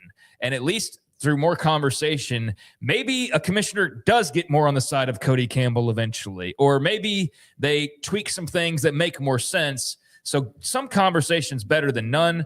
But what does this today mean as far as that executive order goes? It doesn't mean anything ultimately, other than it's just a show of, I would like this to happen. Let's try to make this happen, but we're probably going to get sued. And then the courts will decide whether it happens. Well, and that's why it's a net negative overall, because you're saying something that most people do support when it comes to college sports fans. Most of them, almost all of them, would support a lot of this. The problem is, this is not how things get done. They get done through bargaining or whatever you want to call it, organization, all of that. And this is going to create more tension and more lawsuits, which is going pushing this down the road with more lawsuits, as opposed to just dealing with the issues and admitting that you have to make some concessions. Well, in that way, the president, Paul, sorry to cut you off there, but in that way, the president is just like all the commissioners and the presidents of the schools. And like, let's just keep kicking that can, baby. And let's just cross our fingers and hope that it works out ultimately, is sounds like what he's doing as well. And in the meantime, maintain the status quo as much as humanly possible. So, I think you will see various lawsuits. Darren Heitner, who I saw, he's very well aware of his reputation as like the guy, like you see him pop up, you're like, damn it.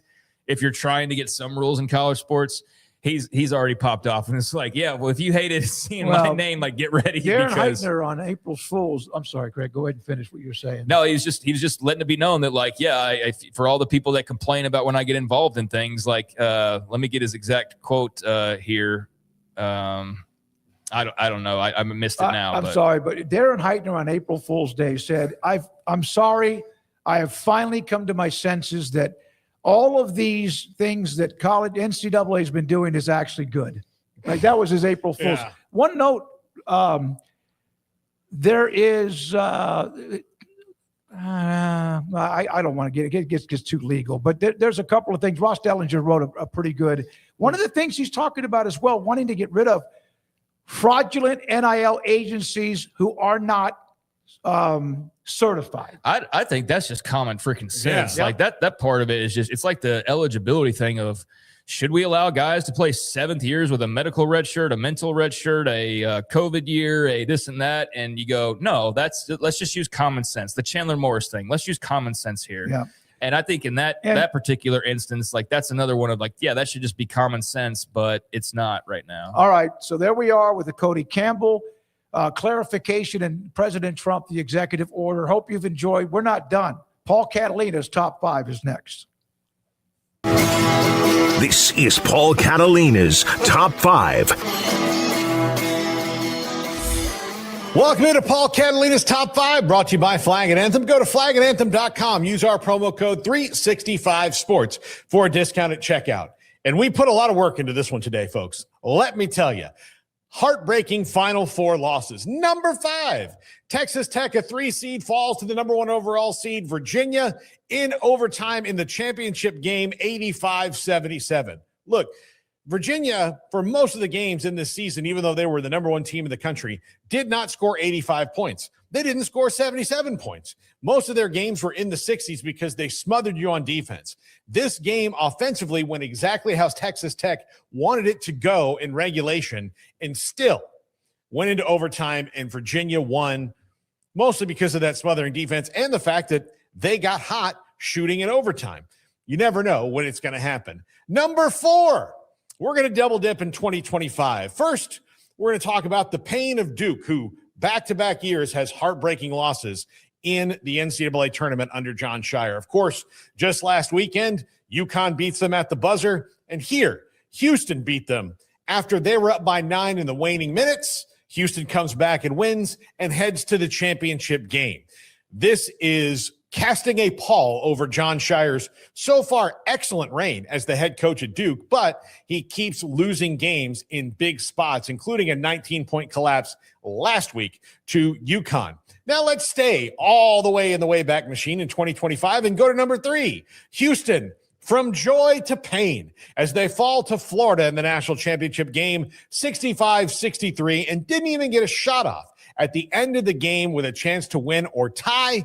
Did not happen. Florida actually lost the same exact way just last week, or when they did lose in the tournament a couple weeks ago. So I guess vengeance is mine for Houston. Even still, the Cougs also out of the tournament this year, and it was another heartbreaking championship game loss, which you can go all the way back to Guy V. Lewis and Phi Slamma Jamma. They've had some of those as well. Number 2, Memphis forgets to make all their free throws. The great Derrick Rose at the line couldn't make free throws. Mario Chalmers rains down threes. Kansas comes roaring back and gets Bill Self's first title. And I put this one in there specifically for my lovely wife, Amanda, who this is one of her favorite moments in sports of all time. And why shouldn't it be? But it's a low point for Memphis. They've never been back to the Final Four since then, even though they really, really are trying to. It just hasn't lined up. So bummer for Memphis, and Bill Self's legacy got shot off like a rocket at this point. And finally, number 1, Wisconsin beats undefeated 38-0 Kentucky in 2015, 71-64. An absolutely ridiculous game. Frank the Tank Kaminsky, 20 points, 11 rebounds, 2 assists, some block shots in there as well. A ridiculous game, and Kentucky, who was favored the whole way through to win the title, comes up short. Just an absolute gut punch for the Wildcats, and this was kind of the beginning of the lull for Kentucky, where they just couldn't quite put one foot in front of the other the whole season again, and that's what's led them from John Calipari to Mark Pope. And we'll see how that goes for Mark Pope in 2026, 2027. Well, that's going to do it for the top 5. Rez, spin that wheel. You're getting easier to read now because of it's the getting topics harder to hear it, but easier to read. Okay. What's the longest road trip you've ever been on? Andrew went to New Jersey to Texas.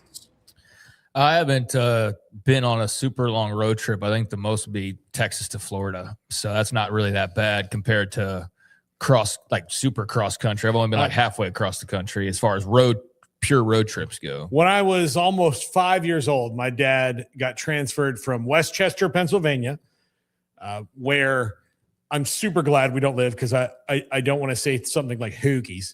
But when we moved to Rockland, California, and so driving cross country that way was a long trip. And we went down south first because we wanted to stop in and see my grandparents along the way in Austin. And I remember stopping in Albuquerque because there was snow, and then eventually getting to Rockland, which is Sacramento, and just driving all the way through California. I'm blurry on it a lot, but I remember little parts of it. But yeah, it was a long time, and it was pre my sister, so it was maybe not as annoying as it was when we go on the road trips after that. God, 2,288 miles from Tempe, Arizona to Springfield, Virginia. Jeez, that's another rough. We one. were stationed. My dad was. We lived in Tempe, and my dad was getting his master's at Arizona State. Was at Luke Air Force Base, and then he got transferred to the Pentagon. And we got in the old station wagon. 7 of us, 5 kids. My sister's very young, and like maybe even a Cocker Spaniel. 2,200. Now, we didn't do that at one time. We stopped some sightseeing along the way, but that I just looked that up to make sure. That's a 33-hour drive. Wow. If you just put it in times or whatever. Yeah. No, we probably stopped 4 or 5 times. I mean, not just to pee, but like at cabins and stuff like that along the way. Yeah. That's gonna be rough in the old hotel budget. Yeah, well, we always stayed at a Holiday Inn. Yeah, I loved back those days. They had Hojos were around back then. Howard too. Johnson too. Yeah, absolutely. I think there's still one in Arlington, but it's not the same. Arlington, Texas. Yeah, like Hojos. Yeah. Okay, what's the first trivia question? The New York Yankees' iconic interlocking NY logo was originally designed by Tiffany Company in 1877 for which city landmark institution? Wow, I don't think I've ever known that came from Tiffany and Company. Yeah. So that's just all brand new information to me in general. The only two that have NY is FDNY and New York Police Department, right? Yeah, I would say I'm going to go with the NYPD. Yeah, I mean, that makes sense. That's all right. Okay. Yeah. Craig was going to try to agree with you. I was going to agree with you, but yes. Yeah. All right, go ahead and read it, Craig. There. Pop that out there, I'll Rez. try to if it gets a little bit There bigger. we go. Thank you, Rez. There we go. Louis B. Tiffany originally designed the logo for a New York City Police Department Medal of Valor awarded to Officer John McDowell. The team, then known as the Highlanders, adopted a design in 1909, likely because co-owner Bill Devery was a former NYC police chief. Since 1936, the Tiffany design NY has been a permanent fixture on the team's home pinstripes. So I didn't know that. That's interesting that they designed it. As much as I hate the Yankees, you can't deny some of the best uniforms in sports. Oh, no, the history. And it's one of those, they don't mess with the uniforms. They had an under 500 record in 1909, the Highlanders, that eventually became the Yankees. By the way, you go to Yankee Stadium as a Red Sox fan and walk through Monument Park, you're in awe, but then you're like, F that guy and that one. And you too. What are you looking at? All right. I'm sorry to the Mariano Rivera monument that I yelled at for 10 minutes. Okay, next one. Who am I? In 2017, I famously sparked a massive media frenzy by claiming the earth is flat and telling fans to do their own research. Well, we know this one. This is Kyrie, Brought this up baby. yesterday with Jennifer Ann Smoak and also Kyrie Irving. This is Kyrie. Bill Walton would never say the earth is flat. Bill Walton knows the earth is round because he has mentally teleported himself to all 9 planets. Absolutely. Antonio Brown could have been in this conversation, but I'm sorry, all 8 planets if you're now a Pluto denier. That Pluto's not a planet. Yeah, it's not a planet. Science says so. Yeah. So Kyrie Irving, we knew this when we nailed this, when we even discussed it yesterday without even thinking it would be a part of today's trivia. Yes. So during a 2017 podcast, Irving was promoted the flat earth conspiracy, which actually led to a 2018 poll showing a spike in similar beliefs among millennials. He later recalled admitting he was big into conspiracies at the time and didn't realize the massive impact his words would have on teachers and students. He got in trouble for kind of parroting some racist films as well. I think he's kind of dealt with a lot of that, though. I was surprised Kyrie wasn't on Rogan at some point, and Rogan wasn't going like, dude, really? It's flat? Because he just seems to believe anything he's told about most things. But that definitely seems like a conversation that I feel like should have, could have, would have happened at some point, but never did. And Kyrie, I didn't know much about the guy other than things like this that would come across the page.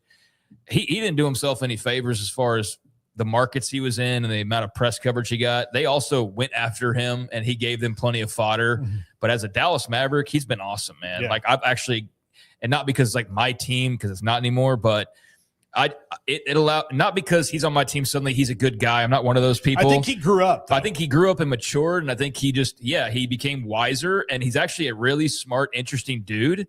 And so I'm glad that I got to appreciate Kyrie Irving rather than just thinking he was this flat earther and this, this weird guy just saying stuff. Sullen, sulky. Yeah, he's actually seems like a pretty good guy. Yeah, I think sometimes the smartest people in the world can fall down a rabbit hole. Sure. And then you kind of have to make sure that those people like, hey, I know you said this about flat earth. Here's a book about how it's different. And just tell me what you think of this. And almost every time the one that's right is better. Yeah. Yeah. Kyrie Irving.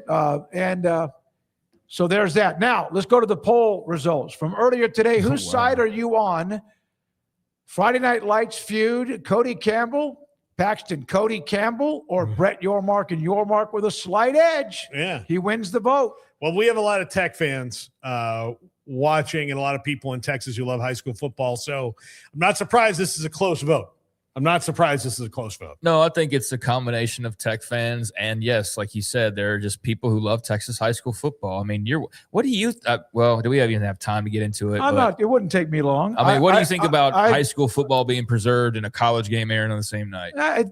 Initially, there's a lot of things that I never thought, but it's okay. Yeah, I remember last year we had a Thursday game to open up the season, and Nebraska was playing Cincinnati, and it was like, it's okay. Yeah. You got to make money. You want to bitch about how you're not making money. Go make money. You got to make money. You got to play on different days. Yeah, they told you. Here's where the money is on Thursdays and Fridays. Yeah. Right. So, you wanted to beat the Pac-12 and take their teams. You had to agree to a deal where you played sometimes on Friday nights. I do think, though, that some conferences that will absolutely protect certain schools is wrong. Ohio State, the Big algorithms. If it pops out and you're playing Friday, I don't give a damn who you are or how big you are. You got to play on a Friday. Yeah. That's the part where I think Cody Campbell and the Big 12 fans then collide, is that he's almost trying to act like they're Ohio State now. Like, you got to protect us, or we can just say, no, we don't want to do that. And everybody is like, you're not Ohio State. No. Like, Ohio State can say, yeah, we're not playing on Friday nights. Come talk to us in 100 years, and we'll revisit that. Yeah. Right. And I think that's where there's a big disagreement. Yeah. Okay, let's go to the next one. What is the absolute goat Easter candy? This is horrible. Reese's peanut butter eggs, which ran away with this thing. This is ridiculous. Cadbury eggs in second place, which you don't like. I hate Smokey. them. I can't stand them. I hate the way it's even spelled. Peeps, which I gave you last week. Yeah, and you not a fan. And then the chocolate bunny, which I've always thought the chocolate bunny is a little overrated, because unless it's got something in it, the hollow chocolate bunny, to me, it could be better. I actually agree with you on that. I like it because I think it's just nostalgia and it's chocolate, and I just like chocolate, but it's not like the best chocolate I've ever had. I mean, it's clearly Reese's PB eggs. Oh yeah. Peeps are what? Like the first Peep I've had in 15 years was the one that Paul just happened to have here, and I probably won't have another one for another 15 years. How many bites of that did you have? It was just this big. I took a little bite of it. That was it. No. Where did they all go? I don't like Cadbury eggs. They got eaten. I don't like Cadbury eggs. No. So that's not my Reese's PB. Here's the thing. The Cadbury egg is really hard to eat because they've made the consistency like you're biting into an actual raw egg. Yes. Like if you did. So like the center of it's gooey. So you got to I'm a chocolate bunny guy. That's it. Peeps, I've had one bite. But Cadbury eggs, I won't even try. Peanut butter eggs. That's awful. It's Reese's peanut butter cup. I know what it is because I bought you guys some for Easter. Yeah. I think I got some for you and your sister and Grace D. Lynn. But I've just never been a Reese's. Does she have teeth yet? I've never. No. Okay. But this is for when she can eat that in 10 years. I think she's getting closer, though. Yeah. I'll see this weekend. Yeah. All right. All right, there we go. Good stuff from Andrew Valade with the polls and the quizzes and Paul's top 5 and the wheel. Rez, thank you. Logan Bagessi, thank you. And Andrew Valade and Garrett Ross, thank you. For Paul Catalina and for Craig Smoak. Please hit that like and subscribe button on your way out as we exit another week. Please. Happy Easter. Enjoy the Final Four. Tonight, the women play. Tomorrow, and then Monday. I'm David Smoak. Good night.